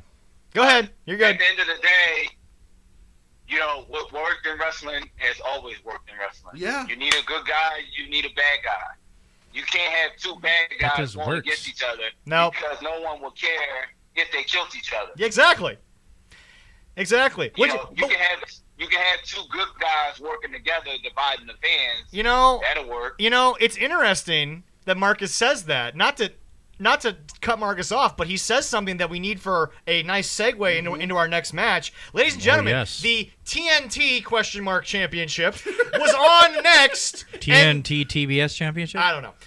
He said he's not changing the name. The match was Miro. I'm now apparently supposed to be a badass after 6 months of playing with Kip Sabian and Penelope Pitstop. In video games. Against I think he's Lance still playing with Archer, who is apparently now a face. Yeah. But was a heel for the longest time. Yeah. His manager is still one of the greatest heels of all time, Jake Roberts, who, by the way, all the love and support to Jake after the Grizzly Smith situation. We'll talk about that when we finally see it, but that's going to be a hard watch. Gene barely got through it, of all people. It's going to be a hard watch. But anyway... so this match was apparently no DQ. I didn't know that. They didn't announce that. Wait, hold on. No DQ? No. I'll get there because apparently they're fighting on the outside of the ring after the bell already happened. Miro goes through a table, but it doesn't end the match. The referee just says it's a singles match. Exactly. The referee checks on the guys after he witnesses the table spot. It wasn't the announce table. The announce table sometimes you can get away with. Yeah. But it was a regular table at ringside. Well, the announce table is like 20 feet away, so they can't do that. Actual fans, ? Because they threw Archer, or like actual fans, because like actual fans were getting involved. The actual fans didn't even make a big deal about the table spot, so okay, they're actual fans. The ref had zero authority because they did what they wanted, when they wanted. There was no count out. There was no 5 count. There was no DQ. Ring of Honor at least has a 20 count. New Japan's got a 20 count, right? New Japan's got a 20 count? I finally see, finally see what you're talking about with these refs. The interference was by the face. Like, outside of Aubrey Edwards, and maybe that's just because she's they killed her looking. later on. I'll explain that. I know they did. I know they did. Holy shit, did she die at These guys embarrass, like, refs don't, why do they even have refs? Like, it doesn't matter. They just get away with whatever the hell they want to. And then you clearly have JR and Excalibur basically pointing out that these guys basically get away with whatever the hell they want to on commentary. And Tony Schiavone's just like, well, that darn heel. Yeah, no, we'll talk about Tony Schiavone in the next match. But anyway, go ahead, Marcus. You had something to say? But to me, this match felt like random. Yes, it was very random. I've got oddly paced on my notes. Put it together. But to not only say like the fact that it was random on how they put it together, it's like it was clunky. Archie came out. These two, they have no chemistry. He's a good guy, but he looks like a badass. He's a murder hawk. What good guys call the Murder Hawk? So, Nobody. And then also again, how Norris. does he automatically get a title shot? Because if he's in the top 5, I wouldn't know because you don't tell me about it. And another thing, that's why I feel like they should be using Dark Elevation as a recap and kind of really letting fans know, like, hey, this Thank is you. where we're at. Thank you. That's what YouTube should be for. Because I'm not keeping track of someone's top 5 record. I'm just keeping track of whether they win or they lose. I'm not worried about on television. Let's be clear here. We care about Dynamite, not about Dark, not about Elevation. Rampage will be a joke. Let's be honest here. No, I've got on here. It was oddly paced. There was a moment.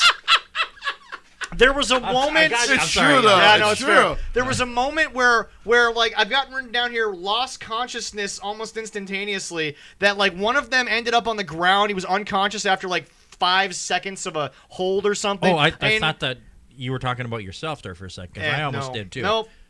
Okay. Right. I had to go to work. I literally woke up early before work to watch this. So sadly I had to stay awake. So why didn't you just wait till after work and you could have fell asleep? I was hoping to get out of work by puking, but didn't happen. But no. Anyway, folks, you had a match that actually had 2 legitimate talents. I think the biggest problem with this match is that these 2 guys, for some reason, have absolutely no chemistry. These 2 guys are the complete opposite of Ricky Steamboat and Ric Flair. Hell, you know what? I'll go to WWE real quick. Okay. We just had Drew, Braun, and Bobby. Killer match. You knew what that was going to be. Yeah. I'll say it again. It'll be one of our other new things. As Vince likes to say, big, meaty men slapping meat. But they put on a very entertaining match for a good 15 minutes. I hope you're going to be okay after that.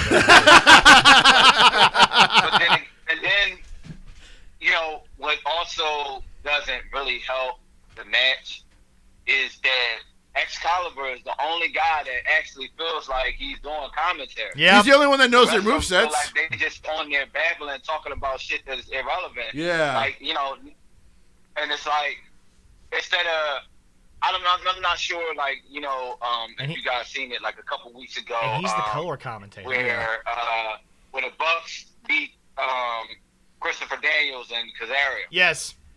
And they was like busted open and everything like that. And what did the commentary do? They quickly focus on something else, and then they cut to the back. Instead of focusing on that moment, using that moment to build Kaz up, they went to the next thing. So it's like Excalibur is the only person that's really focused on commentary. Jim Ross is over here, and then again, that brings you back to my point, which is why Vince is the way he is. Because everything is so controlled, direct, to the point. And then it flows. Like with these guys, I don't feel like they all know how to even work together. They're all working individually. No. Jerry the King Lawler and JR were friends for years. Yeah. Michael Cole and Taz did a lot of stuff together until they had a falling out years after Taz left. These guys clearly do not spend time together outside of this ring. No. They do not. No. They don't talk. They do. I don't think JR talked to Shivani until the first All Out. They should go have some but barbecue. Anyway, they gotta have some barbecue. But anyway, together. it's interesting. Right. It's interesting that Marcus says there was, it was a weird transition. We're going to go to a weird transition. The next match was the women's title match. I got a lot to say about this, and here's why. First of all, I like how it ended. First of all, with a new champion. I don't. You don't like the new champion? No, hold on.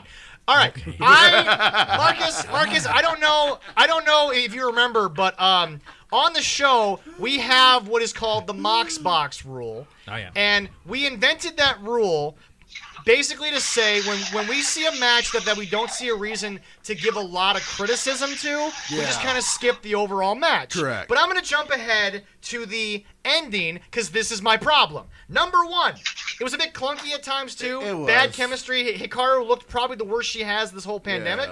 Yeah. Number one, so Britt's a face now. Interesting.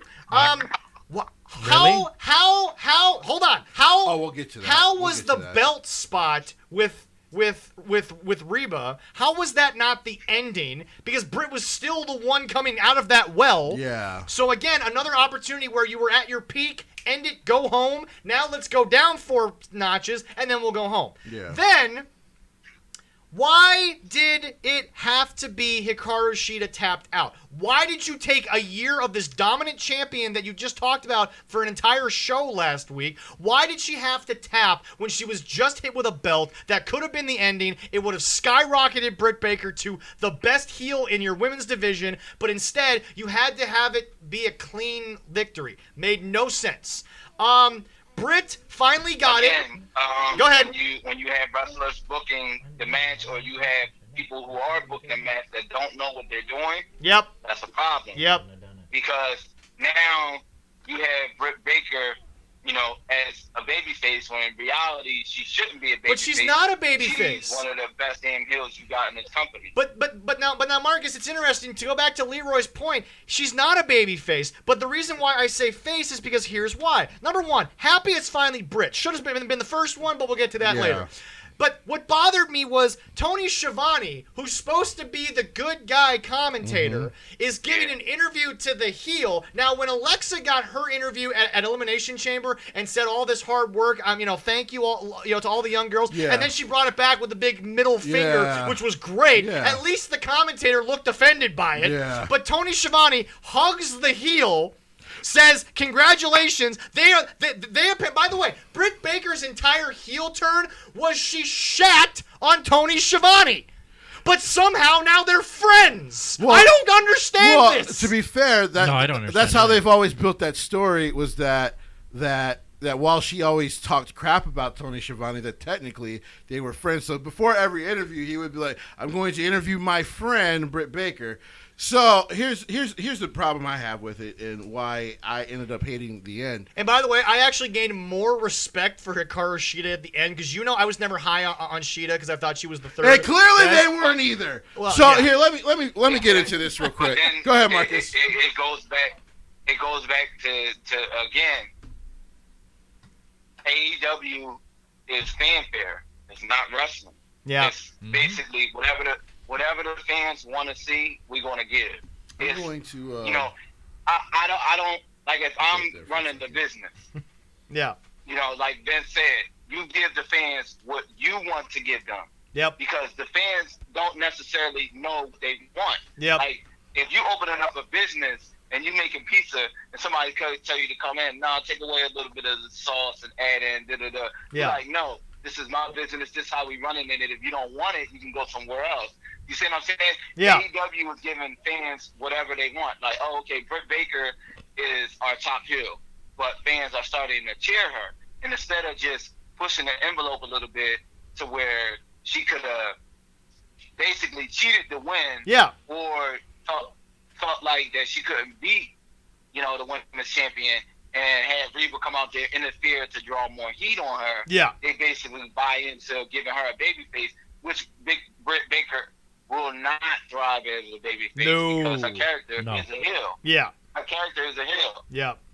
So you literally have to change her whole character dynamic in order to be a babyface. Jesse, let me just get this down to what it's down to. Yeah, go ahead, Jesse. This was the longest transitional champion I've ever seen in my life. A year. Period. A literal year. End of discussion. They could have put this championship.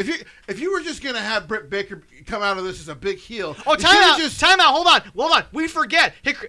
Nyla Rose actually won a belt in the middle of all of this. Oh, okay, I'm getting to that. If you wanted to have Britt Baker come out of this as a big baby face, you should have just put this damn championship on Abaddon 6 months ago. Thank you. It would have made more sense. Which, by the way, where has Abaddon been? Oh, she'll be on Dark Elevation tonight. Oh, great. Even though she's once again your number 4 ranked contender. This company, listen. That makes no sense. And understandably, we give WWE crap for how they book that Raw Women's division, and they absolutely deserve it because they don't do a good job since Becky has been gone. Yes. And I'm 100% behind yes. that thought process. Yep. But AEW is way worse. Here's why. This woman literally has carried this women's division through the pandemic with no fans. Yep. You get her back in front of fans, and they clearly respect her for what she's done. Yeah.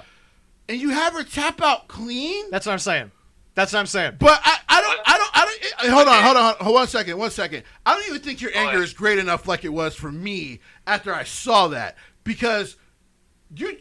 I've been able to calm down over the last 7 days. You basically spat sat on her. Yep.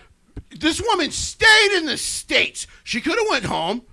Went home, but you want to know what she did? She stayed committed to the company. She got a place in Jacksonville. She stayed in the crowd, by the way. Exactly, most of the time. She didn't even stay Most in of the time, she catering. was a damn fan, even though she was a champion. Yeah. But she stayed in Jacksonville. Yep. She's done all this for you. Yep. And to kind of to start afresh and anew because you got fans back. Yep. You have her tap out like everything she's done hasn't even mattered. Go ahead, Mark. Go ahead. Then again, when you don't have the right writing behind you, it's Kenny Omega. You know what I mean? Because the story was there. Yep. She broke Britt Baker's nose. Yep. That time right there. Yep. You know everybody wanted the title to be on Britt Baker. Yep. That time would have been to turn your champion heel and try and have her say, "Listen, I'm gonna try to break your nose again." That would have been the time to make the swap. Yep. Yep. You know, the Austin Bret Hart Yep. thing. That would have been the time right there. Or you could have had your champion turn heel and kept the title on her. Yep. Had the fans turn on her to keep the title on her even longer. Yep. To build Britt up as the babyface of the division. Now you have Britt Baker as a babyface out there with no viable heel. Viable heel, because there isn't really any other heel that can be believable. Apparently she's going to go against Nyla Rose next. Yeah. So, yeah. Yeah. There's that. They're going to bury Nyla Rose even more. She's not a believable heel. No, she's not. She's not. No, my biggest issue here was just, look, I was never high on Shida because I was comparing her to the other two Joshi women. But that doesn't mean that she's not good. She didn't deserve my respect. I think she's excellent. I didn't hate Hikaru Shida. My biggest problem was that you finally give her a real damn belt instead of that toy that your daughter is bigger than, for Christ's sake. Oh, yeah, do me a favor. Yes. Retire that and throw it in the friggin' Jacksonville Sound. I don't give a damn. It'll serve it better there, to be yeah, honest. but it's just, guys, I am sitting here realizing I can rip the WWE all I want. There's no way they've done anything in any women's division as bad as they've done this. You know what they're about to do? Let me tell you what they're about to do. I'm going to call it on this show now. Okay. Marcus is going to have to go to PWM like, damn, Jesse was right. You know what they're going to do? All right. Any of those women that were now finally going to be off of contract in 90 days and Ruby Riott, guess what? They're just going to pick them up and hope for the best. You want to know why? Because Kenny Omega is shit. Because Kenny Omega is horse shit. He doesn't. I don't know why you allow this man to book anything with women involved. He should probably be in prison for being a pedo. But I digress.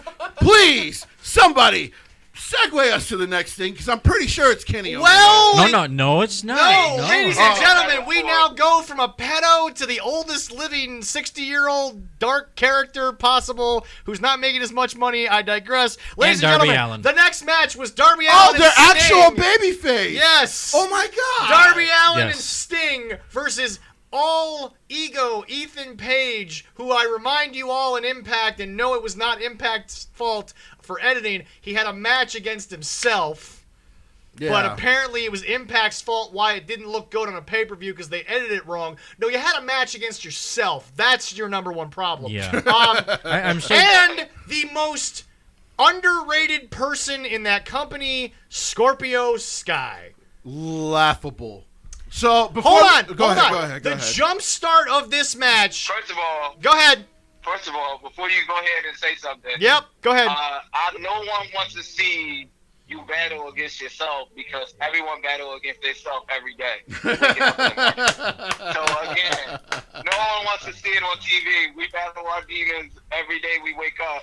Yeah, you wake up every day like, you know what? I don't even want to get up today. Yeah, there you go. That match might have been better if he was just in bed from the start of it. Yeah, they just taped him in bed for 10 minutes. Yeah, right. Listen, man. All right, hold on. Go ahead. All right, so the jump start of this match. And by the way, Marcus, I remember Marcus saying this a while back about Sting, but here's what was so bad about this. The opening of this match was a jump start, but the opening of this match proves to me, wait a second, so Sting can just do anything. He wanted to come here for cinematic matches, which Marcus was one of the few guys in the lounge that said, you don't want Undertaker versus Sting because it's not going to be what you wanted. Mm-hmm. Yeah. So number one, but Sting says, I'm here to do cinematic matches, but he's going to have a real tag team match, but instead of it being Darby trying to carry the old hurt veteran, Sting did more than half the work. Well, Sting did most of the babyface comeback work. Here's the thing. Well, here's the problem. So overall. Sting's neck's okay. That's what I've learned. Apparently, Sting is apparently just fine. Sting is and okay. Vince was not trying to say. So apparently, Vince was given false information by a doctor. Let me get into this. One, it was a good match. Sting actually looked really good. Yeah. And what he was given. Yeah, he did do the crossbody, but clearly he's a 60-year-old man. I'm not going to critique it because the fact that he even had the balls to still try it at 61 years old. 61 years old, I give him credit for. I need to get to a couple of things that I need you for. So you go ahead and go ahead. No, go ahead, finish up because there's a couple of things I need to ask you about. Later on in the match. I'm guessing they consider Scorpio Sky, and that's my number 2. What a joke! What this is the most talented brothers in the industry. Yep. A guy they should by the way, he's the face of the Revolution. He got the big gold brass ring. If Vince ever wanted to insult a black wrestler, AEW has done a way better job than he could ever do. What is this dude? What you just said makes Virgil look like they pushed him to the moon now. For real! But then now being a manslave to Ted DiBiase is better. Sorry, go ahead, Marcus. The land of opportunity. Yeah. This man literally told you that he does not want to be in a tag team or a group. Yes. You put him in a tag team in a group. But then you took him out and you put him back in. He literally went on a rant and said how he's being underutilized. Yep. He wants to be a single competitor. Yeah. Yep. It's basically you're doing the same thing to him what WWE did to Brody Lee. Yep. He said he doesn't want to be in a faction or a tag team. Yep. He wants to be in a single career, but you still say, hey, next week, this is what we're going to do. Ethan Page is coming in and he needs a partner. Bro, that's not what I said. Yep. It's like, yep. I never said I wanted to be in a tag team. Yep. So, again, as I said before, it's because they don't know what to do with a lot of the talent that they have. It's really sad. Anyway, so the match was decently paced. I mean, it was good. Great work by the heels. They were actually healing it up. Yes. Jesse, Yes. Okay, now, I have 2 notes that are super important. Hear me out. Number 1, all of a sudden in this match, we're about 2 hours into a pay-per-view. Aubrey Edwards finally remembers how to count. Yeah. And then all of a sudden, never mind. Nope, stop. She's still bad, still terrible, still buried. Jesse, apparently, something that not even Excalibur reminded us of, apparently, Ethan Page and Darby Allin have a long history together, which was never explained, was never in any video package. Maybe if it was on Dark, I don't know. But quick question. What the hell was the double submission moment? What was that? Why was it a thing? Were we alluding to something that happened in PWG that we don't remember? No. What happened there? It's called Spot Monkey. It was a spot for the crowd. But that's it. It was a spot for the crowd. Really? So they both. What is their history? What is their history together? The illegal guys were both have nothing putting guys in submissions. So they've had a lot of history actually. Okay. So they've had a lot. Be the first person to explain this to anyone. So PWG, they had a really good feud when Darby first got started. Okay. They did have a small feud in MLW for a short time when Darby was kind of going in between a lot of promotions. Okay. They've had some stuff. I believe they had some stuff in what was New Chikara a few years ago. I don't know, Marcus. I don't know if Chikara is still around. You and Gene, because you guys are out in that area, would know better than me. Yeah. But then as a fan, you booking me against Sting, you booking me against Darby Allin, somebody that I got a past heat with. Why aren't you capitalize on that and talking about that? Like, I don't understand. Yeah, no. This match also felt random. Yeah. The only thing that really didn't feel random when they threw my man down the steps. Yeah. Oh, by the way, there was a terrible moment. I think it was Ethan Page was in the corner, but Sting Sting goes to the opposite corner, and he goes for the Stinger Splash. Leroy, I don't know if you caught this. Sting was still running, wasn't even halfway across the ring. Ethan Page had already moved, and Sting still did the Stinger Splash. He literally had 4 feet to stop. I saw and he just went for the Stinger Splash. So once again, this is spot monkey wrestling because it's even now hit Sting. They're not played out matches. They're spots that we're trying to see. This is why the referees are buried because the referees have been told we're just trying to get to 1 through 6 of our spots. There's no rules. Yeah. There's no reason to build them up. We sat back, we threw darts at a board, we found 6 moments we want to have. Just let us get to those. Don't be a referee. I don't know why Sting did it. It made no sense. Maybe he has some glaucoma and he couldn't see it. You know, he's 61. Apparently Anthony Ogogo has better vision than Sting right now. That is apparently what I now know. And he's half blind. And then again, it goes back to show you why people like us start to agree with Vince, because at the end of the day, most of the people, 90% of the people that are on AEW have never worked live national TV. Nope. They have never worked. They don't know where the hard camera is. They don't know how to work a match. And it's showing. And what I hate the most, is still green. What I hate the most is that Marcus, let me say this because this was something that Jim Cornette brought up when Sting first got there, and I want your guys' thoughts here. Is this not, hear me out, is this not showing how green Sting actually is? Because remember, Sting came in with the Blade Runners, and Sting was just a better student of the game than Warrior was. Yeah. But Sting, I think, is finally getting to a point where we realize he was led by a lot of people in these matches. Well, yeah. Yeah. So again, killing your own legacy is what Sting is doing, because he's showing that even he didn't understand this. Because let's look at some of his biggest moments. They were with Ric Flair. How do you mess up when Ric Flair's in the ring? That's all I'm going to say. You can't, no. Your biggest WWE moment was with Triple H, who obviously can lead a match. That's one of Marcus's favorites. Oh, yeah. And then you've got with Seth, who can lead a match. So if you really look at the moments that we care about Sting, he was either involved with the NWO, where love Hogan or not, he knew how to lead a match. Yeah. Love Kevin Nash and Scott Hall or not, they knew how to lead matches. Sting's biggest career moments have been because of guys who were obviously better at this than him. And I can't believe I'm saying that about Sting, but like Marcus has said, this is exposing guys who are greener than goose shit, because they just have never done it. This is exposing a guy who clearly maybe wasn't as good of a student as possible. And I love Sting. Yeah.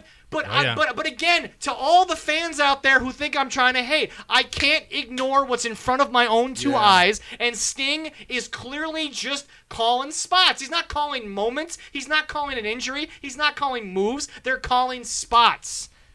It is spot monkey wrestling. It is spot monkey wrestling through and through. Woo-hoo! And you know what? Now it's time for us to get to the best spot of the night. Jesse's been hating on this and waiting for it. It wasn't the main event. Your world title's not important enough to be your main event. Nope. It's the most protected championship in all of wrestling, but it's not good enough to be, your main event. And by the way, Jim Cornette recently said on the drive-thru, one of his biggest regrets in wrestling was the night that it was his Christmas show. I think it was in Smoky Mountain Wrestling, where he had to turn a guy heel, and he had another guy in there, but he created the three-way match, basically, and he regrets it because now it's on every damn show. But here's the deal. We go to the three-way championship match. Ladies and gentlemen, the video package. They stole from Jim Cornette again, and here's why.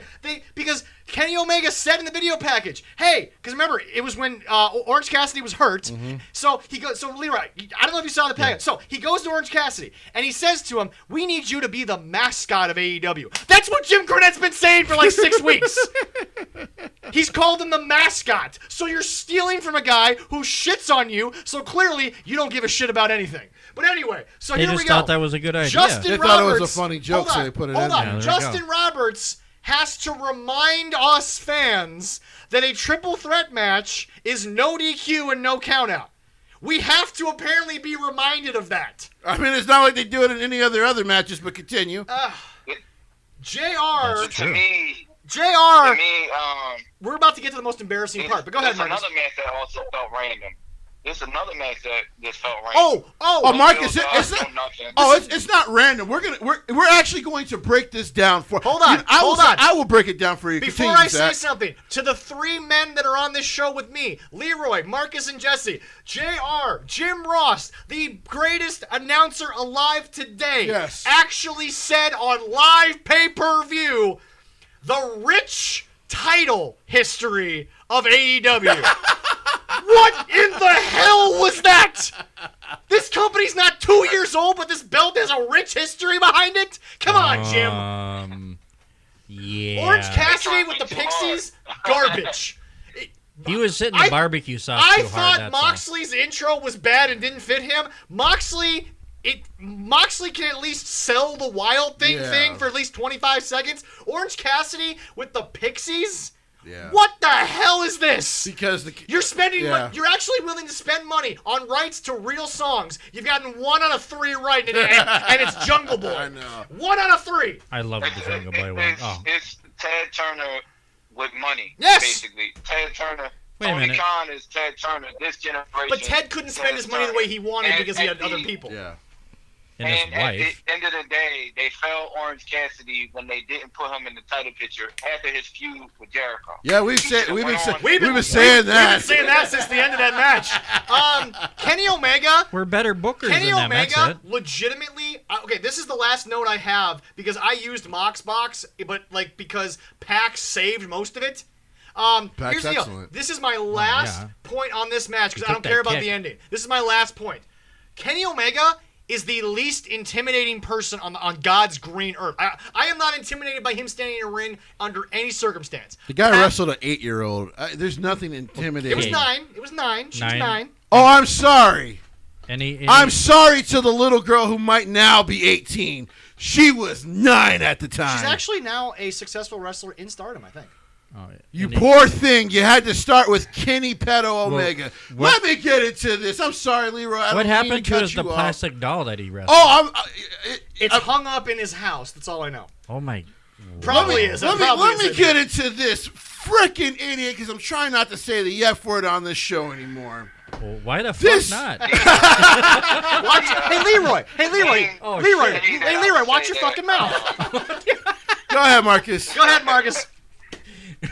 The thing that I would say that has kind of really turned me away from Kenny Omega is again like the Bucks. He's using the same gimmick from 2015, and it's for fans that already seen it. No evolution.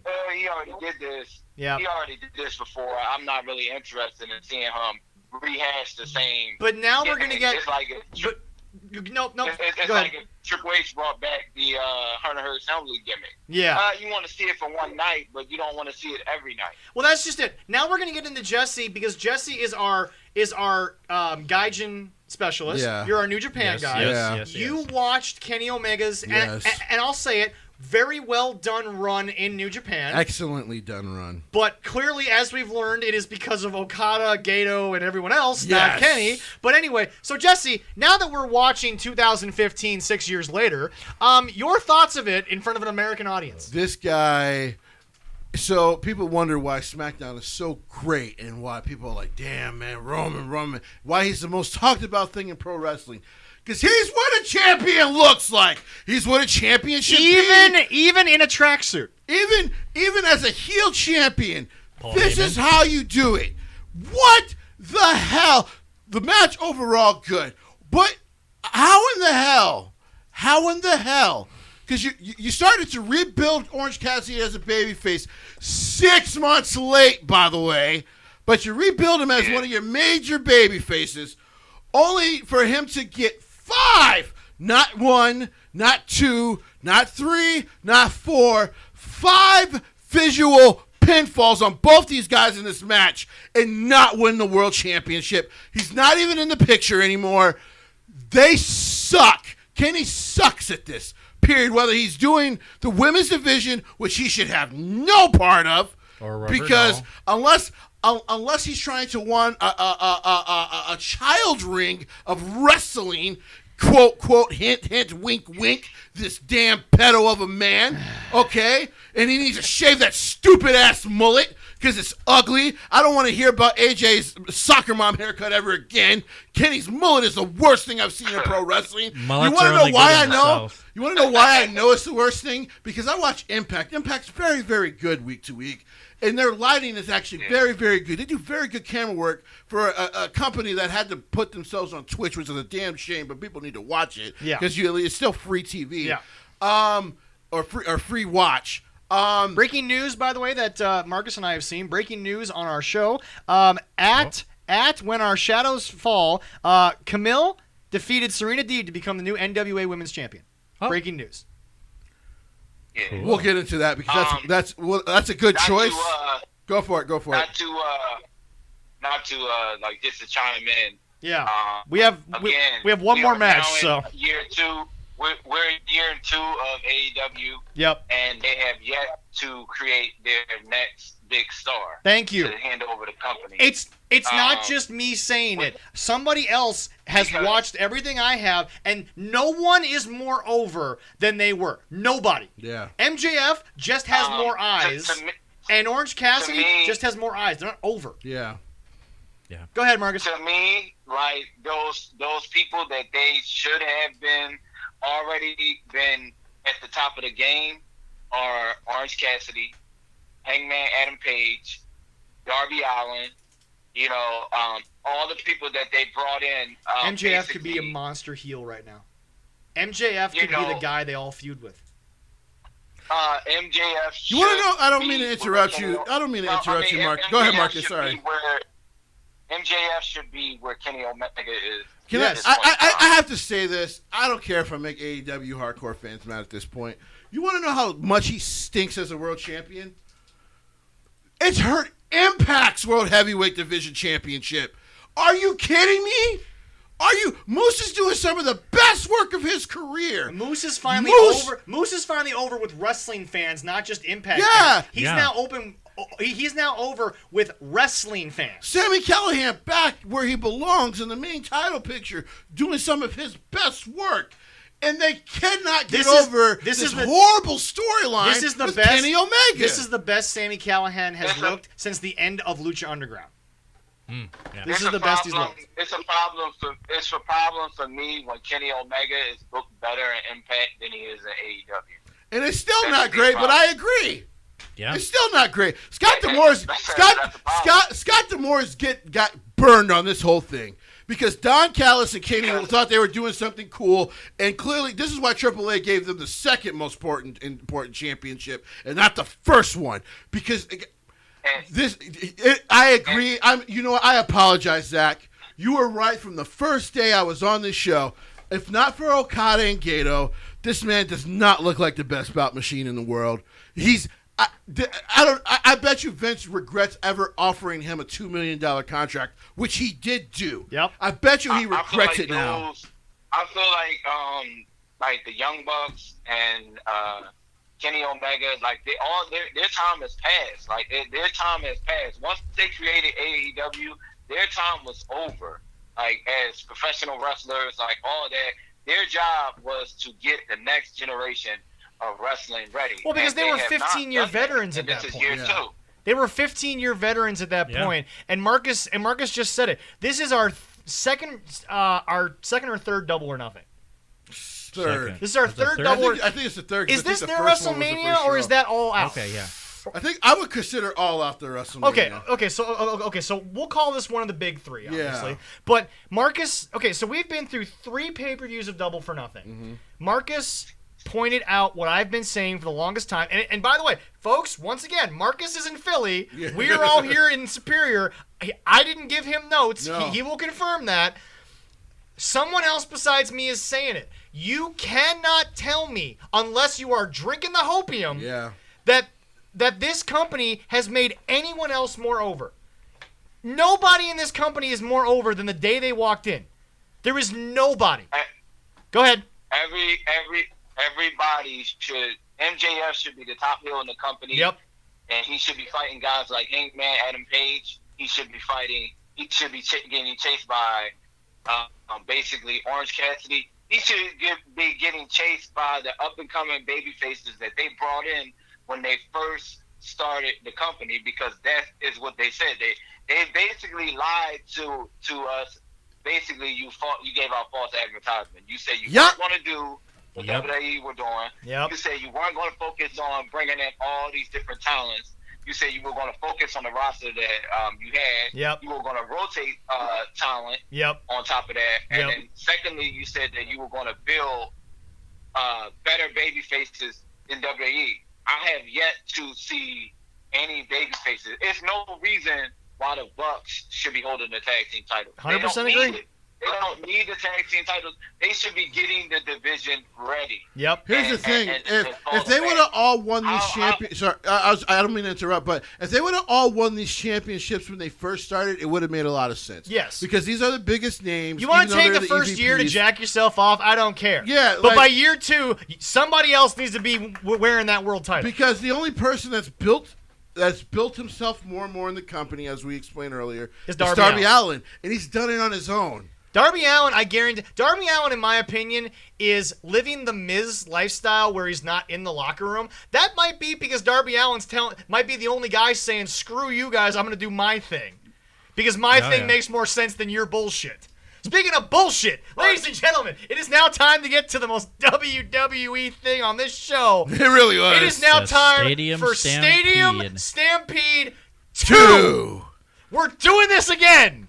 And yes, once again, Chris Jericho is at the heart and center of this crap, except this time he's a babyface instead of a heel. Before you get going, you know what the stupidest thing about Stadium Stampede is? My notes are going to be gold. You want to know what the stupidest thing is?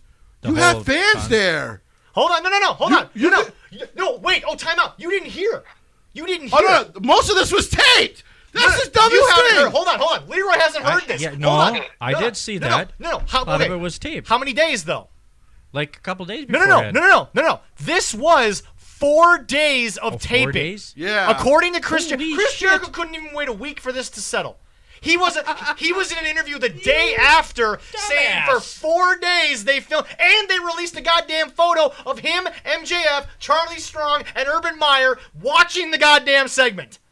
They released that photo. Yeah. Now, to my notes, because this is going to be one of the dumbest things I will ever read on this shoon, and I say that every time AEW has a pay-per-view, but they outdid themselves. Number 1, Inner Circle entrance wasn't terrible, although Chris Jericho looked like he was going to fall because he put on a little weight there. He's a fat old man now. FTR's truck is alive! For the first time since their debut, and then it was stolen by the Lucha Brothers. The truck is alive! The truck has returned! The truck exists!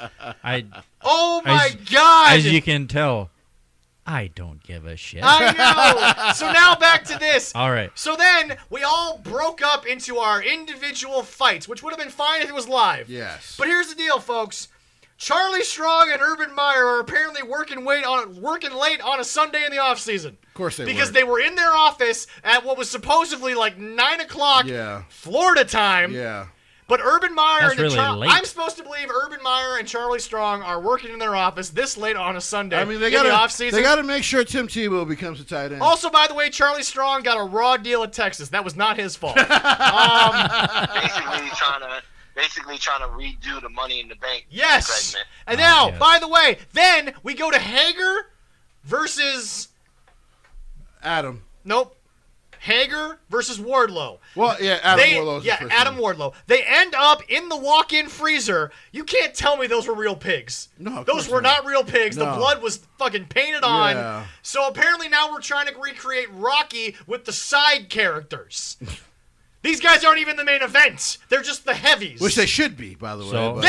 So one of them's going to scream, Then we get to Sammy Guevara trying to find the chairman of the Pinnacle, who's sitting in a room with a blue light by himself. You are not selling this the way you should. Oh, I'm not done. I'm not done. This ass clown, they set this shot up. You think? Well, they set this shot up. It was done 4 days beforehand. Because they can't come up with their own ideas. Yep. So instead of making ideas that they've seen in popular culture better, they just rip it off and they do it terribly. I'm not even done with this. This is literally a scene from John Wick. Yep.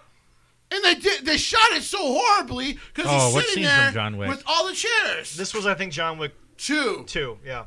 Oh, there was when he goes to the first, when he goes to the second bad guy in the warehouse, and he's kind of sitting down. Hold on. Okay. Hold on. That was a good spot in the movie. These guys, great in the movie. For those of you that weren't able to see it, no bullshit. These guys dueling chairs, but not swinging it like a chair. They were actually like having a sword fight with these chairs. This is a real thing that happened. And then the chairs become meaningless because Sammy hits a knee. He missed that by a mile. You could have seen that on the TV. But by the way, there's still no ending. Because now we move on to, and I'm not joking, a nightclub. With Conan as a DJ. DJ Conan! They don't even mention that. All they say is, they have his... Go ahead. I didn't mind the Stadium Stampede, but just to shine a little something, like Sean Spears, the chairman, there's a legitimate gimmick there that they could be using. I agree. Like, I agree. That gimmick sounds awesome. Yeah. And they're just, you know what I mean? Like, I just feel like the Pinnacle is basically a group that they just threw together because the Inner Circle didn't have anybody to fight. Yep. Yeah. Now, hold on. So they're in this nightclub. They beat up a bunch of random people who were apparently partying during the Stadium Stampede. That was not ever explained. You know, those were just wrestlers from the factory. There was a nightclub. I know who they are, but they weren't introduced like that. No. Was there a nightclub in the stadium? Yeah, there is a nightclub in the Wardlow stadium. took a terrible bump that made no sense and no one's ever going to remember, but could have damn near killed him. Oh, by the way, now we've gone back to Jericho versus MJF fighting the offices. Look, we get it. You own the Jaguars. Enough of the Jaguar, material everywhere. We get it. You own the Jacksonville Jaguars. You were 1-15. You suck. We get it. Trevor Lawrence is going to get his first loss of his football career this year. Is. Probably in game 1 because you're still garbage. You signed Tim Tebow to a position he's never played. That's all I got to say about that. And then, by the way, I can't believe I'm about to say this. He's Catholic. He's a tight end. Oh, that's pretty good. That's pretty good. You're welcome. Golf clap for Leroy. From the good Catholic Christian boy. Here's my thing about Tony Khan. Oh. He's a fan. Yep. And he's a mark if he's anything. He's a fan. He's a mark, whatever you want to call it. But he's this generation's Dixie Carter, this generation Eric Bischoff. Yes. He wants to be on TV so bad, and it won't be before long. Yep. Before these guys start seeing him wrestle, and I feel like if AEW don't fix the problems, like they're doing with TNA. They're doing with TNA and WCW, their errors. Yep. They're doing them faster. They're doing them faster than what TNA and WCW did. And we actually. It's like, okay, we are watching WCW on a budget. Yeah. Which is weird because the guy's got more money. But we got to the most... I can't believe I'm about to say this. This was the most Chris Jericho moment in the history of wrestling. I'm not even kidding. You actually decided to make a joke. First of all, Chris Jericho said, have a good season, boys. So once again, it's an absolute gimmick. Yeah. No one cares. Oh, yeah. But the cardboard cutout of Shad Khan, really? Yeah. You're going to be in so much trouble because you hit the Ultimate Boss? I thought he wasn't even involved anymore. I guess he still is. Because the cardboard cutout apparently his son just has to put a cardboard cutout of him there. You know what? After that, I assumed... That's the most Shad Khan's been on AEW since he bought it. Right. I assumed... I'm like, Shad's in his office, isn't he? They're gonna go to they're gonna repeat what Vince already did, and Shad's gonna be in his damn office. But Shad was at least smart enough not to be there. Go ahead. I feel like this year, this is the make or break year for AEW. No, it's not. Like year one, like they had a lot of people on their back, like yada yada. But with the pandemic, and everything. Now that the pandemic is over, I feel like this is the make or break year because I feel like a lot of wrestlers want to start speaking out like, yo, I wasn't really being used, like, I was paid for appearance. I wasn't, like, we're going to start finding out a lot of the dirty stuff that they don't want us to know. Which, it's already coming out. Now it's already coming out because again, the executive vice presidents, it's already been said they're not on speaking terms at all times. It's already coming out, and they don't realize how damning this is going to be. That it's already come out that they're not speaking. Oh, by the way, you paid for a random motorcycle club for 2 nights, so you had to use them chasing down Sean Spears. What was that? Why was it there? Oh, because they probably paid him for 3 events, so you got to bring him back for the taping. Now, they did do something smart. Yeah. They brought them back into Daly's place for the ending. Here's the only reason why, and yes, the AEW fans are like, well, you said it was good. Here's why it sucked.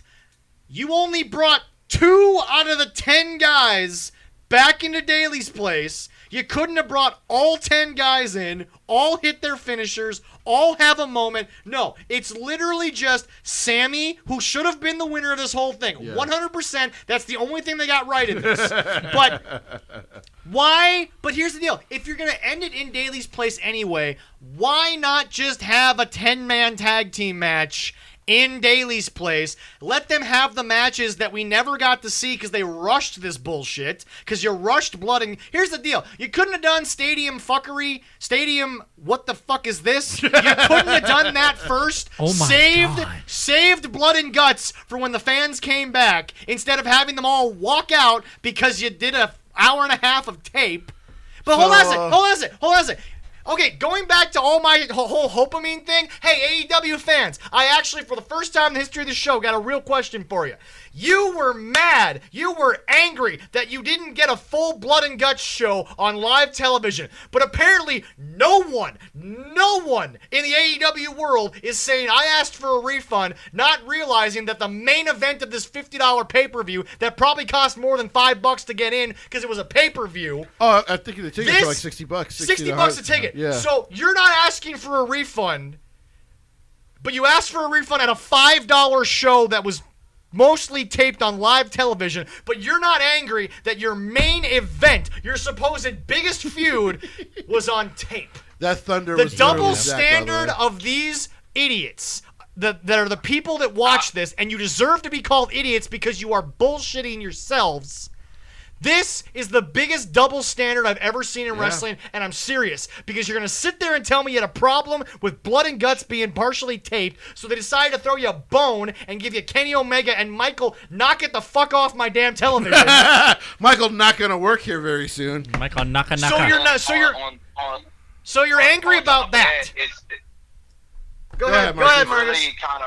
It's really kind of hard to get behind AEW when you can see through the bullshit already. It's like the pinnacle is basically the 4 horsemen, and basically the inner circle is evolution. Yep. And it's like, yep. You know what I mean? Like, it's in their music. Yep.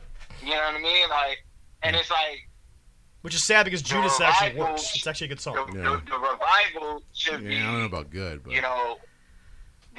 basically, FTR, whatever you want to call them. Yeah. They should be where the Bucks are. Yep. Basically. Well, they can't be there because remember, the Bucks already beat them in a 30-minute classic. The Bucks already beat them in a 30-minute one-time match. There's no reason why the Bucks should have went over. Only reason why the Bucks wanted to go over is because of ego purposes. There's no reason why the Young Bucks, they had their time. It's Hogan Warrior WCW. Tag team in their respective generation, but this is a new generation. FTR is leading the wave, a new generation of tag team wrestling.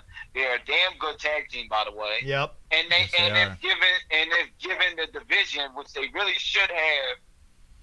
That division will be 10 times better. You know what's so sad? Tag team division is trash. You know what's so sad about this? Jim Cornette, for the first time in the history of any of his podcasts, actually said, and I quote, "You should have stayed where you were, boys." Because you know what? Sometimes there's something to be said for getting paid to do nothing instead of getting paid to look like schmucks. Let me say this. Because here's the deal. Vince might have had them doing some funny shit with the Usos. It wasn't anything as bad as this. No. Because at least you were working with the Usos. You were working with top tag teams, whether or not you were getting tag team championship gold all the time. Marcus, quick question for you. You said this was 2000 WCW. I've been saying this on the show forever, and I don't know if you missed me saying it earlier, but Was the Bucks beating the FTR not Hogan, Warrior, and WCW? It was. I just feel like the Bucks wanted to. I feel vindicated today. FTR basically because they felt like FTR are the better tag team. Oh, they are the better tag by team. a and I feel by like a country mile. That went over them. By a country They mile. wanted to get that win over them for egos purposes. Here's the biggest issue with AEW and why this match didn't work, even though it should have. Number one, you don't tape this over 4 days. You knew you were going to have full capacity. Leroy just threw away his notes. Leroy's done. What this should have been, I'm done with that. Is if it's Stadium Stampede, you do it live. You have those fans go into the stadium. Oh, by the way, Jesse, I hate to interrupt, but weren't you the one on the show when we previewed this that said the ring was going to be used more than the first time? Oh, it was. Oh, it was. Chris Jericho has been making you look like a fool. Should have been the first match. Yeah, that could have been. You know what? Hear me out. This should have opened the show. Why not? What would have been the problem? Because it was taped. There you go. You know I officially hate Chris Jericho, though. It should have been the first match, and we all knew it was going to be taped. You know, I think. Sorry, go ahead, Was Marcus. the last Stadium Stampede taped? No. Well, yes, but most of the stuff on the other pay-per-views were. Secondly, this whole pay-per-view just felt random. It just felt random. No, this whole pay-per-view felt like another episode of Dynamite. It's like you walk into, you know what I mean, like a whole steak place, and then they say our special tonight is fish, and you're like, wait, you got a point. That was random. You know what I mean? Like that's the type.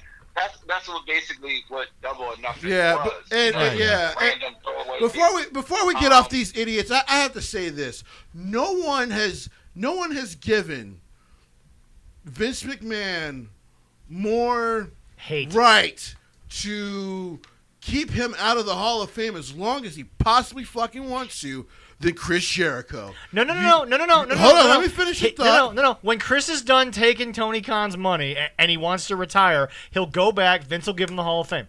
Vince should make him wait like 3 years. He should job him out to whoever he wants to. No, Chris won't wrestle. Chris won't wrestle. This is Chris's last wrestling job. Trust me, because Chris is just going to take the money, which I don't blame Chris. If this guy's going to pay you, because here's the deal. You really think Chris Jericho's in this company for less than 6 figures? No. He's probably 7 figures. He's Chris freaking definitely Jericho. 7 figures. This is a 7-figure guy. Getting to do whatever he wants, literally whatever he wants. Here's the deal. As much as I think it's bullshit, I don't blame Chris for doing it. It's not that I blame him for taking the man's money. I don't blame it. I blame him. I'd do it. I blame him for acting like the renegade guy who was supposed to be the leader in this thing when he came in.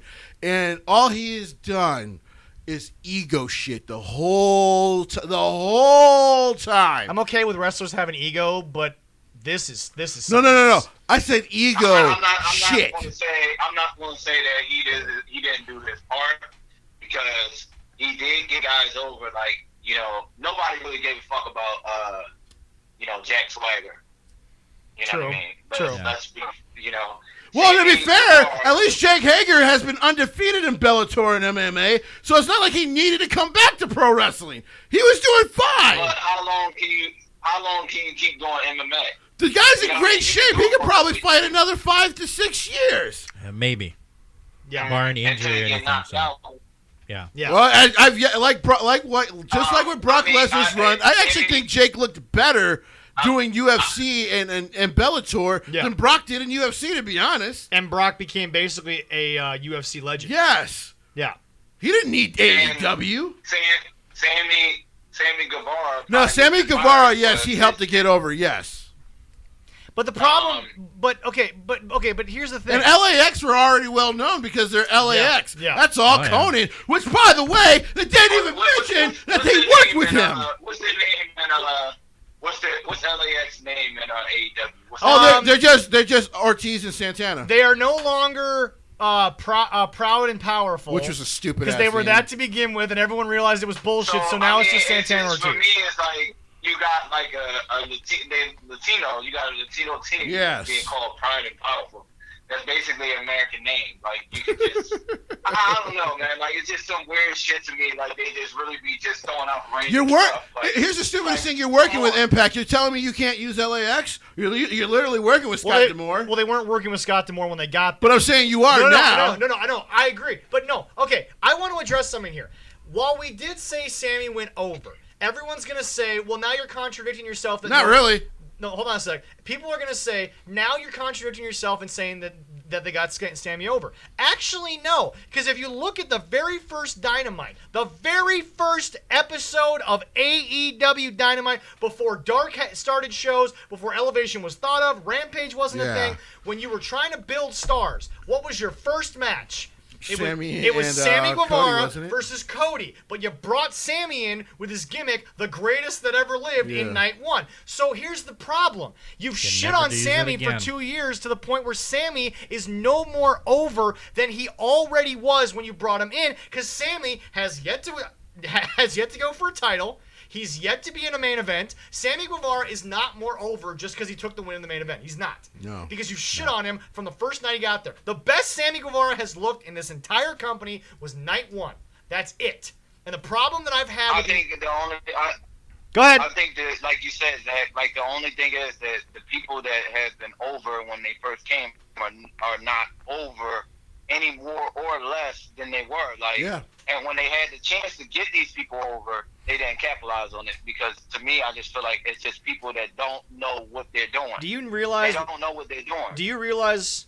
And I'm serious. Do you realize what just the members of the PWL could have done if we'd been given this company and we had Sammy Guevara from night one? We'd have the greatest wrestling show ever. I mean, Sammy Guevara, MJF, Orange Cassidy, I could get over into a huge babyface, because it's not like the gimmick can't work, because he's not someone who lost his mind, which is what the Pixies song is. He's a quiet, nonchalant guy who's actually very smart and can talk for himself. The fact that you had Jungle Boy handed to you is an embarrassment in and of itself. Jack has been incredible, and he's going to get buried by Kenny in 2 weeks. Oh, sorry, this week he's going to get buried by Kenny. Is it this week or next week? The only way that they can salvage like Jungle Boy coming out like better is if Kenny Omega like put him in a submission hold and he pass out. Yep. That's the only way. Mm-hmm. Oh, apparently WWE does that, so they're not going to do that.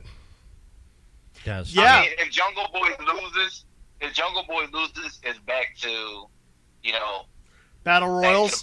It's back to tag team division for you, buddy. It's back to being one of the top 5 ranked tag teams. I feel like it's no reason, like with Kenny Omega, like he's one of the first Canadian wrestlers that like basically I've seen that does not make people better.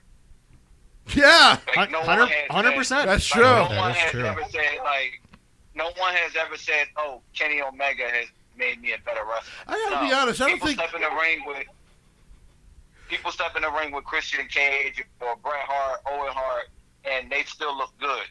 Your top job as the heel or the top face is to make those people look better, and that's exactly what Roman is doing right now. Yeah, I'm not a fan still of Roman, but again, give credit where credit is due. Everybody that steps in that ring, whether they better than Roman, physically, wrestling ability wise, mic wise, have come out better because the way it's booked, it's presented, everything is clicking in that element. I don't feel like that with Kenny Omega. But Marcus and I have been talking about this ever since I met him. He's not a Hogan fan.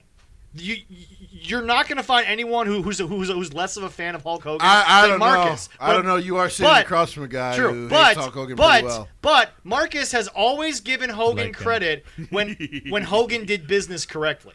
Well, yeah, when he does it correct. You kind of at least have to give Hogan credit that he got over. Oh, yeah. He did business well, and a lot of guys made a lot of money because of Hogan. True. Oh, yeah. But, okay, anyway. Are we done with these guys? But again, just to really, touch base on, a lot of people, hate Hogan. Yeah. They say, he's a racist bastard.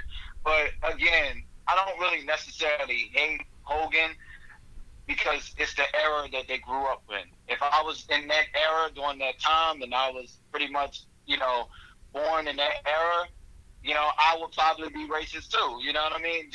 I guess I can respect where you're coming from, but I just think Terry Bollea has always been a piece of shit. He never treated his wife well. That's well documented. That's why she finally divorced him after 30 years. Okay, the man was a terrible fucking actor. Treated coworkers terribly. Like, the man's always been a piece of trash. And then, when his daughter just gets dicked down by a big black dude, he just exposed himself. All I'm saying is that, all I'm saying about Hulk Hogan is that I thought he was always one of the most overrated wrestling characters to me of all time. Yeah.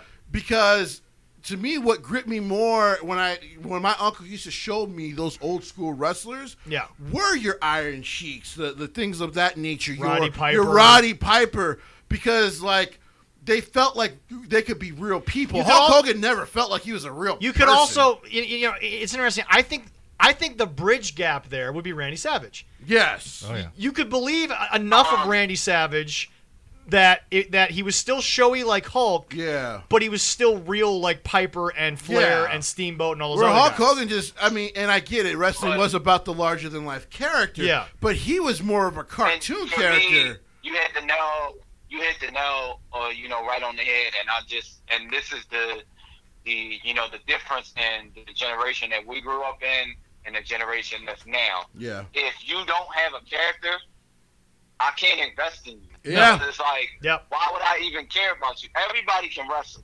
Yep. Everybody can go out there, put on a match, if you can't even wrestle, you can get carried to a good match, basically with HBK, Ric Flair. Yep. All those people did carry guys like John Cena, all those Triple H carrying guys. But if you don't have a character, then the fans are not going to invest in you. And that's the problem with this generation of wrestlers. They feel like, all I can do is just go out there, and if I show my ability, then that's all I need. No, you need a character. Yeah. And once you get that character has to have layers to it, and you have to keep constantly evolving. And that's the problem with basically Ricochet. Yeah. You know what I mean? He doesn't have a character. He's just somebody that's out there. I disagree, guys. Ricochet clearly has a character, man. He's a superhero, guys. You guys everyone has missed the boat on this. Boy, because that's not the most, out there description possible. Is he Batman? Is he Blue Beetle? Listen, man. Is he Starfire? Listen, WWE Creative think he's a superhero. Okay, they've built this since he was an NXT guy. By the way, I'm clearly being facetious. We know. But he's a superhero. To me, Ricochet, he did. There's only one person that I know that ever really pulled it off without the mask. Is once he took the mask off, he killed any type of momentum or anything that he had. I'll agree. Prince Puma was definitely the best. Yeah, he was. People were so accustomed to him wearing that mask, which they identified, they related to that character. Yep. And at that point that he took that mask off, he should have went heel. Which is only one person that I've seen so far that has done it, the guy Escobar in NXT. Yeah. He took his mask off, and he capitalized on that by going heel, reinventing himself, yada, yada, yada. He was committed to that.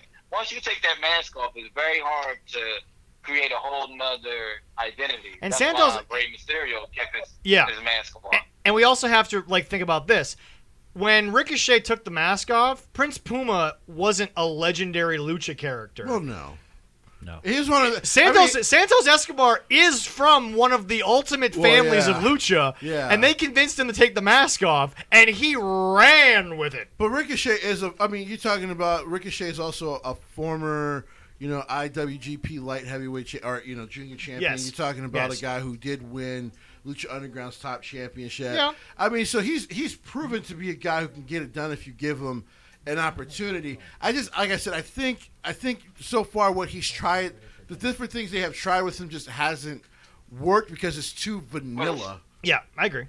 But, we can. And then to me, I just feel like, again, fans don't really care about putting the strap, like the belt, on somebody. Yeah. They care about the character. Yep. They care about the character themselves. They like, you know what I mean? Like when you talk about Randy Orton, you're not saying, oh, Randy Orton, 14-time world champion. I'm saying you say, give me a time where Randy Orton was best. They say, oh, 2008, 2009 was his best year. Yeah. That was really his best character. Yep. You know what I mean? Then you say Hogan, when he made the heel turn, that was his best character. Roddy Piper, he never had the world title, but his character himself. Yep. And if the fans cannot invest in the character and follow through, they want to follow through the story. Yeah. Well, that's exactly why we watch TV. And that's, you know what I mean? Why do you think you tune in for 5-6 seasons? And that's see how it's going to end. And that's why goes from there. And that's why I've always said not to bring in another topic and not to shit on somebody who's not there. But that's why I've always said CM Punk wanting to be the main event of WrestleMania just because he was the world champion didn't supersede Batista versus Cena that year. No. You can argue all you want that the world champion should be last, but if you're not the most compelling story, you shouldn't be last. The main event, regardless of what you think it should be, is for the most compelling story. Prime example.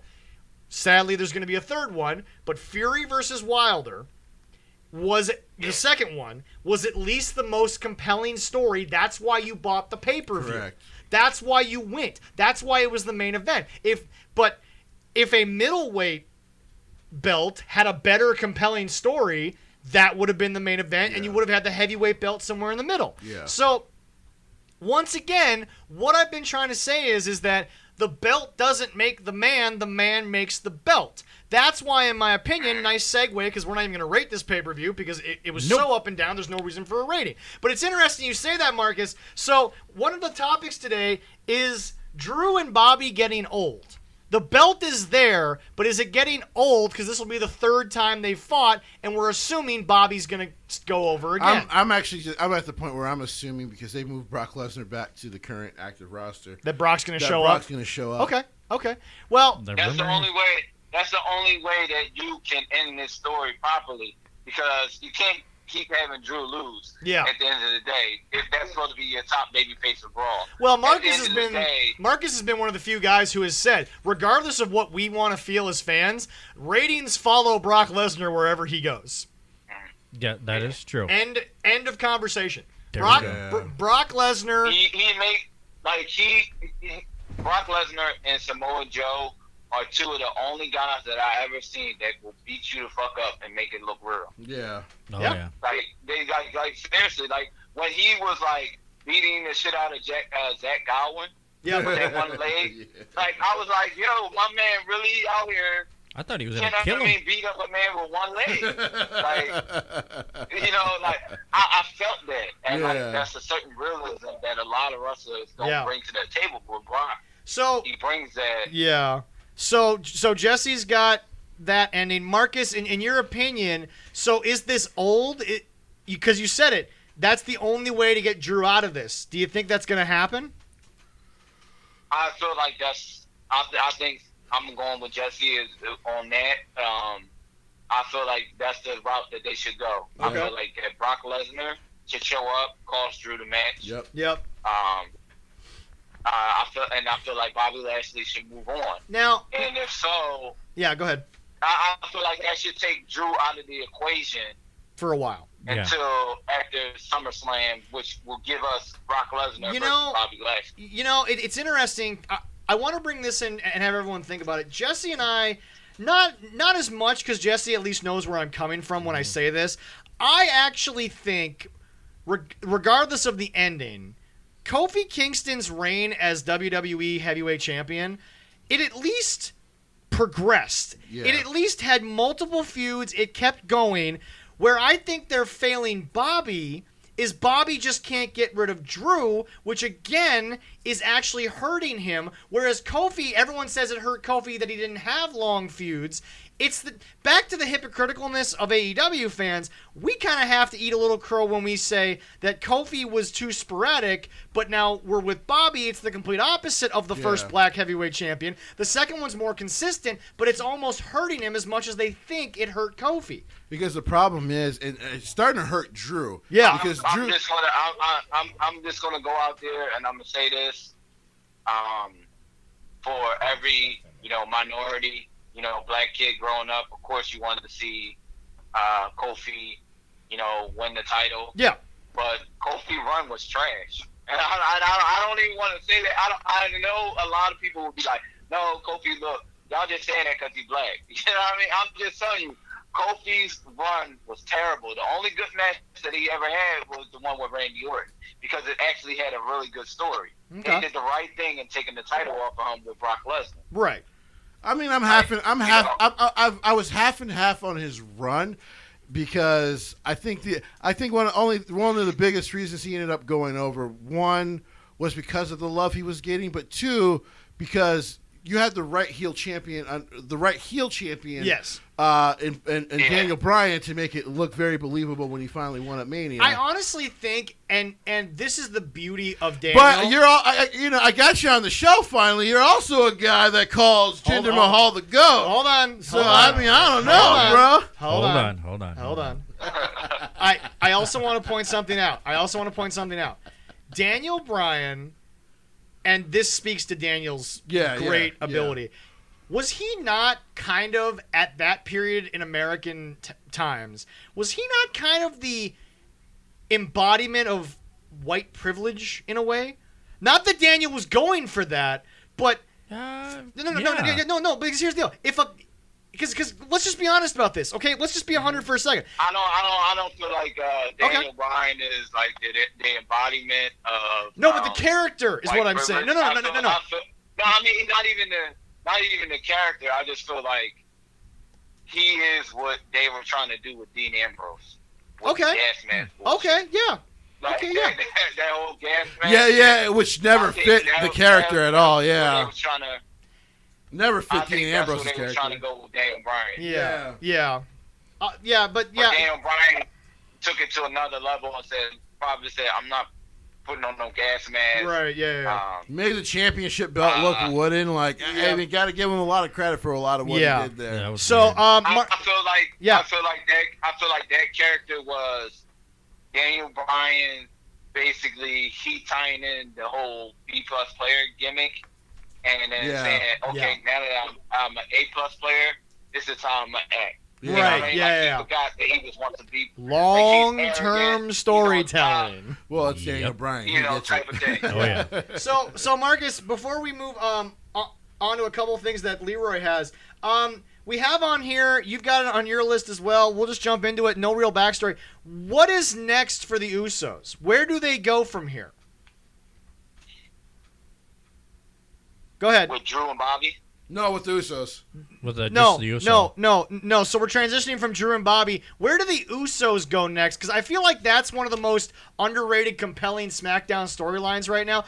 SmackDown's great, but This is probably one of the best storylines in a long time. Without a shadow of a doubt.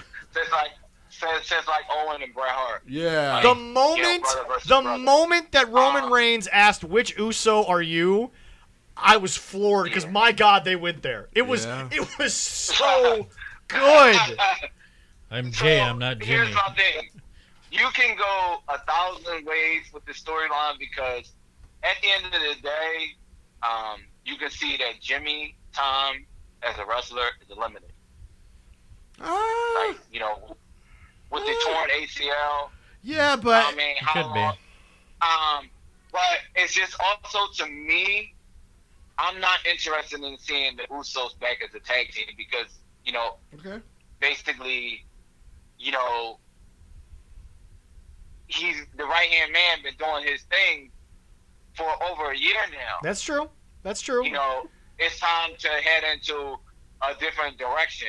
But I'm also not looking for them to use them for just a heel turn. Unless you want to really do something with the right-hand man, main event Jay. Yeah. Unless you're going to do something with him and really project him into the main event scene to ultimately take the title off of Roman, that's the direction you can go. I'm not interested in seeing you turn on your brother and just for a short-term deal. Like, you have to really do something from here. Yeah. Like, you have to. Yeah. So let me throw out, I think, where they will head. Okay. And it will still be very good. Yeah. First off, they're not really out of the tag team title picture. Yeah. It's just Roman has kind of inserted himself into the picture. Yes. And to be fair, right now on SmackDown, I mean, unless Big E for some reason surprisingly showed up, they really don't have a babyface worthy of going against him right now. Yeah. The other one that might be decent to maybe go back to is still feuding with Sammy. I have no problem with that. Yeah. I think basically where they're headed is the fact that the Usos probably will win the tag team championships off of the Guerreros, and I think Mysterio. But sorry, damn! When I said Dominic, when I'm thinking of Dominic, I know he's Eddie's son. Yeah. I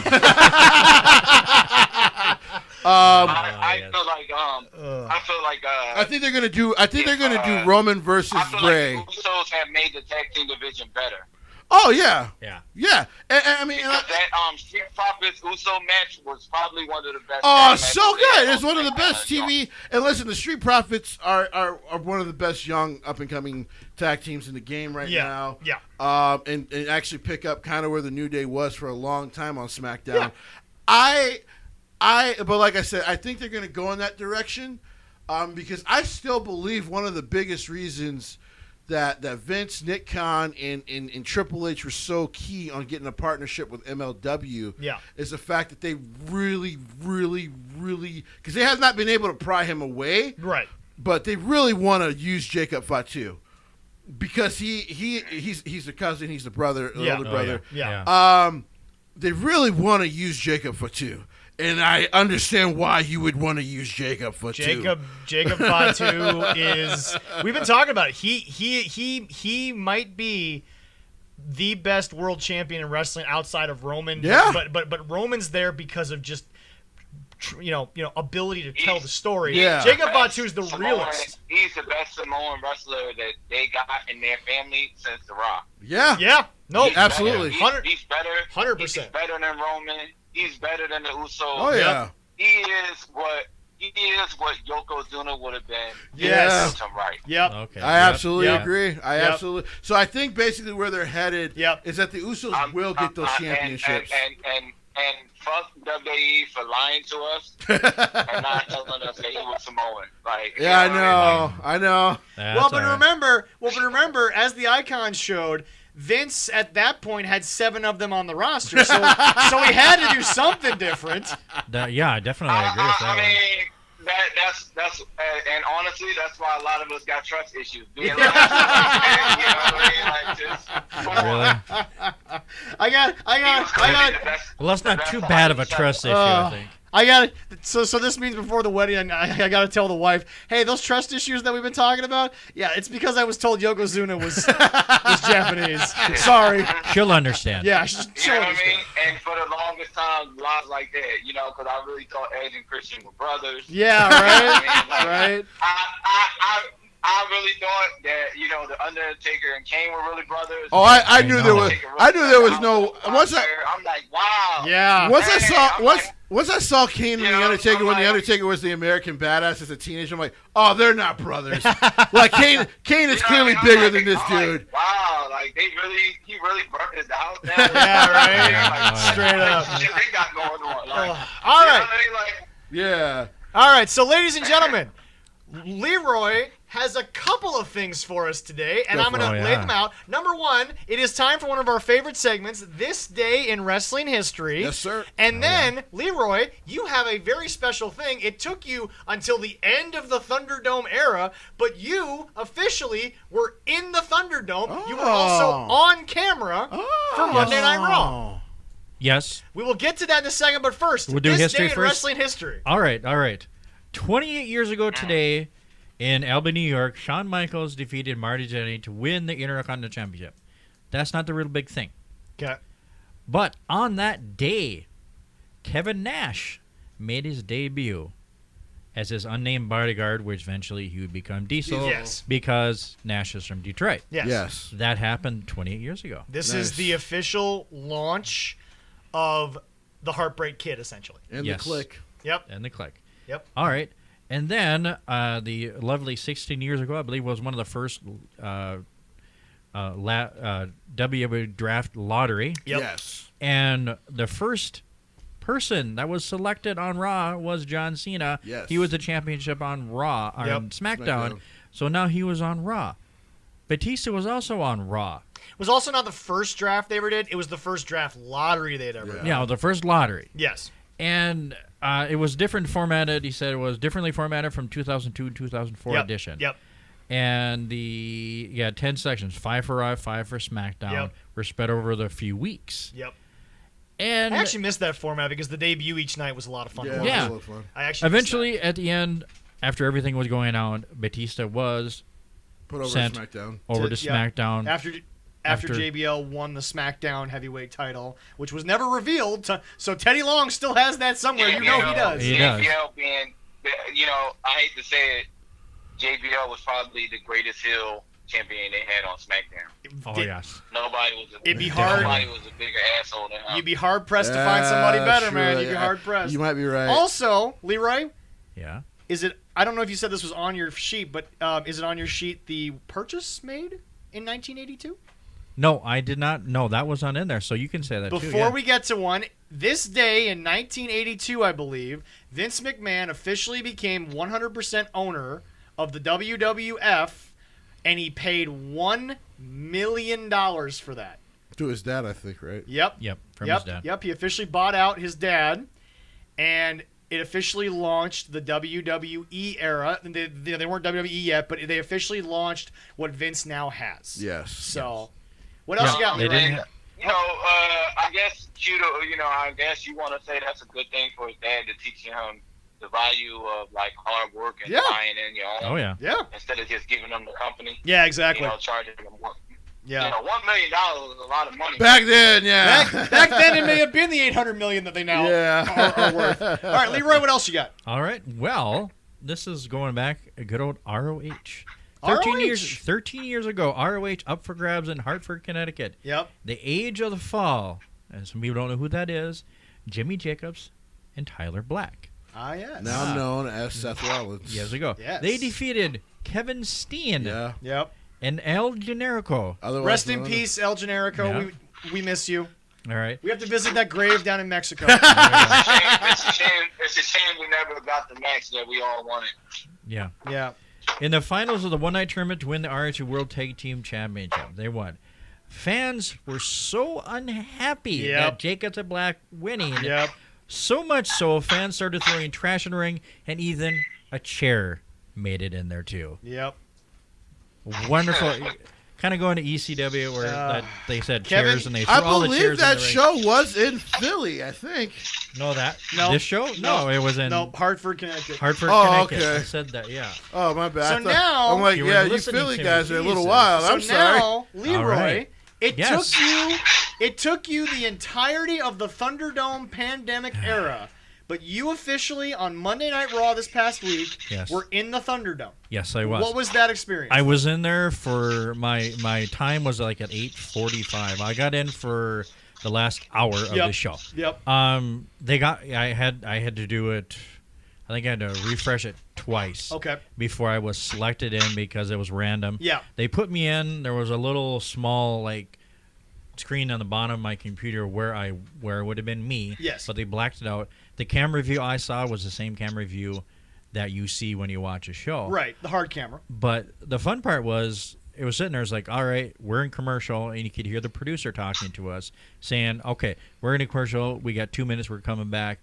And if there was something going on, you saw it. There was a match going on, and they go, okay, we're cutting away. They cut away. They said, oh, it's going to be 3 minutes. Yeah. And all of a sudden they go, okay, we're cutting back early. So you were essentially like a studio audience in an old-time sitcom. Yeah, Sort basically. I was part of the show. Yeah. And they were telling you, it was like, cheer for this, and told me, cheer for Drew. I'm like, no, I'm cheering for, I'm cheering. I didn't cheer for Drew. I just was having I know Kofi was there. I'm like, I'm cheering for Kofi. I love Kofi. There you go. But So- it was an interesting experience. So, it's interesting. Based on what you're telling me, it's almost like WWE never told us this kind of stuff. They were more a part of the show than obviously we were ever given or led on to believe. So that actually kind of makes the Thunderdome a little more up to me in the sense that you really did make the fans an integral part of the show by doing that. So Yeah, I'm actually super impressed. They suggested, hey, cheer, whatever. And it literally took me watching. I knew exactly when they put me in, what was going on during the show. And I was watching, and I literally watched till the very end when Drew rolled off and they had a shot of his face. In the corner, I saw me. And I had to pause. I'm like, I got to take a picture of this. I am truly on there. And now, next week, someone's going to have a leaked photo of the things banned on the Thunderdome image, and Leroy's picture is going to be on it. I know, and I'm trying to get on this week, so I might get screwed on that. I'll one, try to get in on Hell in the Cell. It was a good experience. If somebody gets a chance to get on there, definitely try, man. It was a lot of fun. You know what? What are we gonna do? Honestly, Marcus, I got one more question to ask you before we cut things loose. Thank you so much, by the way, for joining us. No problem. So my question to you is, how up to date on NXT are you? I watch it every week. Okay, perfect. So now my question to you, kind of rolling back into AEW and the ratings thing, because the ratings came out for AEW on Friday night. They were awful. They were terrible. Yeah. They were garbage, and it proves once again. This for last Friday or 2 Fridays ago. Like the first Friday was about 529,000 people. Guys, you won't even follow your own show. Sorry, you won't. And nobody wants to watch Dynamite after watching SmackDown. It's not going to happen. SmackDown's actually good. Yeah. But Marcus, my question to you is, once again, so I'm not the only person saying it outside of these two, is NXT the better show over Dynamite? What? Is SmackDown the better show over Dynamite? Oh, it's NXT over. Is NXT better? Is NXT better than Dynamite? He misworded that. I would say that NXT is the better show over AEW, only in terms of because AEW is on, basically, I feel like TNT and TBS they are bigger networks. Yeah. Than USA. Yeah. I never heard anybody say I got to get home and watch shit on USA. Although USA does have good TV. Yeah. But TNT is known for wrestling. Yeah, true. With WCW. Yeah. And on top of that, also when you have older WWE stars, people are going to tune in. True. The mistake is you trying to put 2 wrestling shows on a Friday night. Now, first of all, as a wrestling fan, I'm a wrestling fan first, but it's Friday night. I'm not going to stay in my house and watch 2 wrestling shows. Yeah, I'm going to let the DVR record 1, and I'm going to watch 1. Yep. You know what I mean? At SmackDown right now, they have their ratings are better than Raw, NXT, AEW. Mm-hmm. The SmackDown got the better ratings out of every show that's on wrestling right now. Yep. Because of what they're doing. Yep. The only reason why I feel like people even tune in to AEW is because it's the new thing, and a lot of people hate Vince, so they do it in spite of Vince. I've been saying that since. I've been saying that since Dynamite debuted. I mean, following this product, and it also should tell you that you're having 3 shows in 1 week. You're oversaturating the market. Yep. You're oversaturating the market. Like, Rampage. Like, I barely want to see Dark Elevation. You should put Dark Elevation on Saturday morning or Saturday evenings or something like that. Yeah, okay. It shouldn't be a show that's on Monday night on YouTube. There's Right. plenty of other stuff on YouTube to watch other than Dark Elevation. Yeah. Well, like our show, And 13 now Cars Something to Change.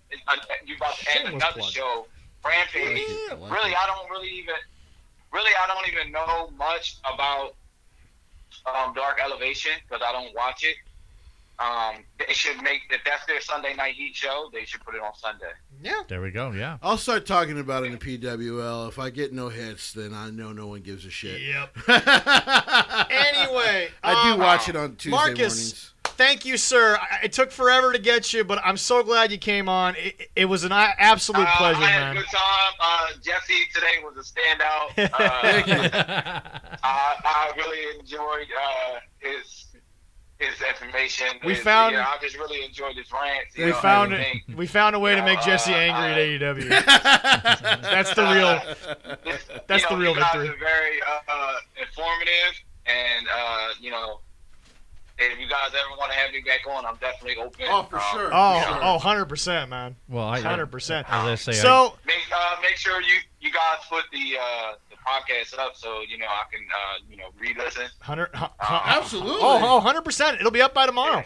Oh yeah, I'll have it up tomorrow. But Marcus, as we always like to do on the show, is there anything you'd like to promote? Anything you'd like to say to people to maybe pimp yourself out a little bit? You got anything going on? No, just I ain't really got much going on right now. I'm just happy to be on the show, man. It was good to kind of really pick y'all brain, kind of see things from your perspective. Yeah. It's always good interacting with wrestling fans. Oh yeah. We basically like a cult. A little bit. It's always good to hear from you guys. Well, thank you so much. I appreciate you. Yep, absolute love for you, man. By the way, give our love to your little girl there. Love seeing pictures of her. Oh yeah. Absolute miracle right there, folks. Also, Marcus can now tell everyone else in the lounge, you're welcome on the show anytime. Oh, yes. I definitely would like to see a couple other people on the show, Aaron. Oh, love to talk with Aaron. We'll get AB on at some point. No, we got to get Tony on. Oh, for sure. As long as they keep the cursing to a minimum. Hey, I was all right. I was proud of Zach that he took 2 hours to say that. 2 word. hours, yeah. You gotta. All right, well, Marcus, be proud of me. Marcus, thank you. Jesse's always a standout. We found a way to actually get him to hate on AEW. It's been great. From all of us at 13 Cards, Subject to Change, from all of us here at from the PWL, please join us on Facebook. Oh, yeah. Best place to talk wrestling in the world. Absolutely. We love you all so much, and we'll see you guys all next week. We got a lot more to talk about. Thank you.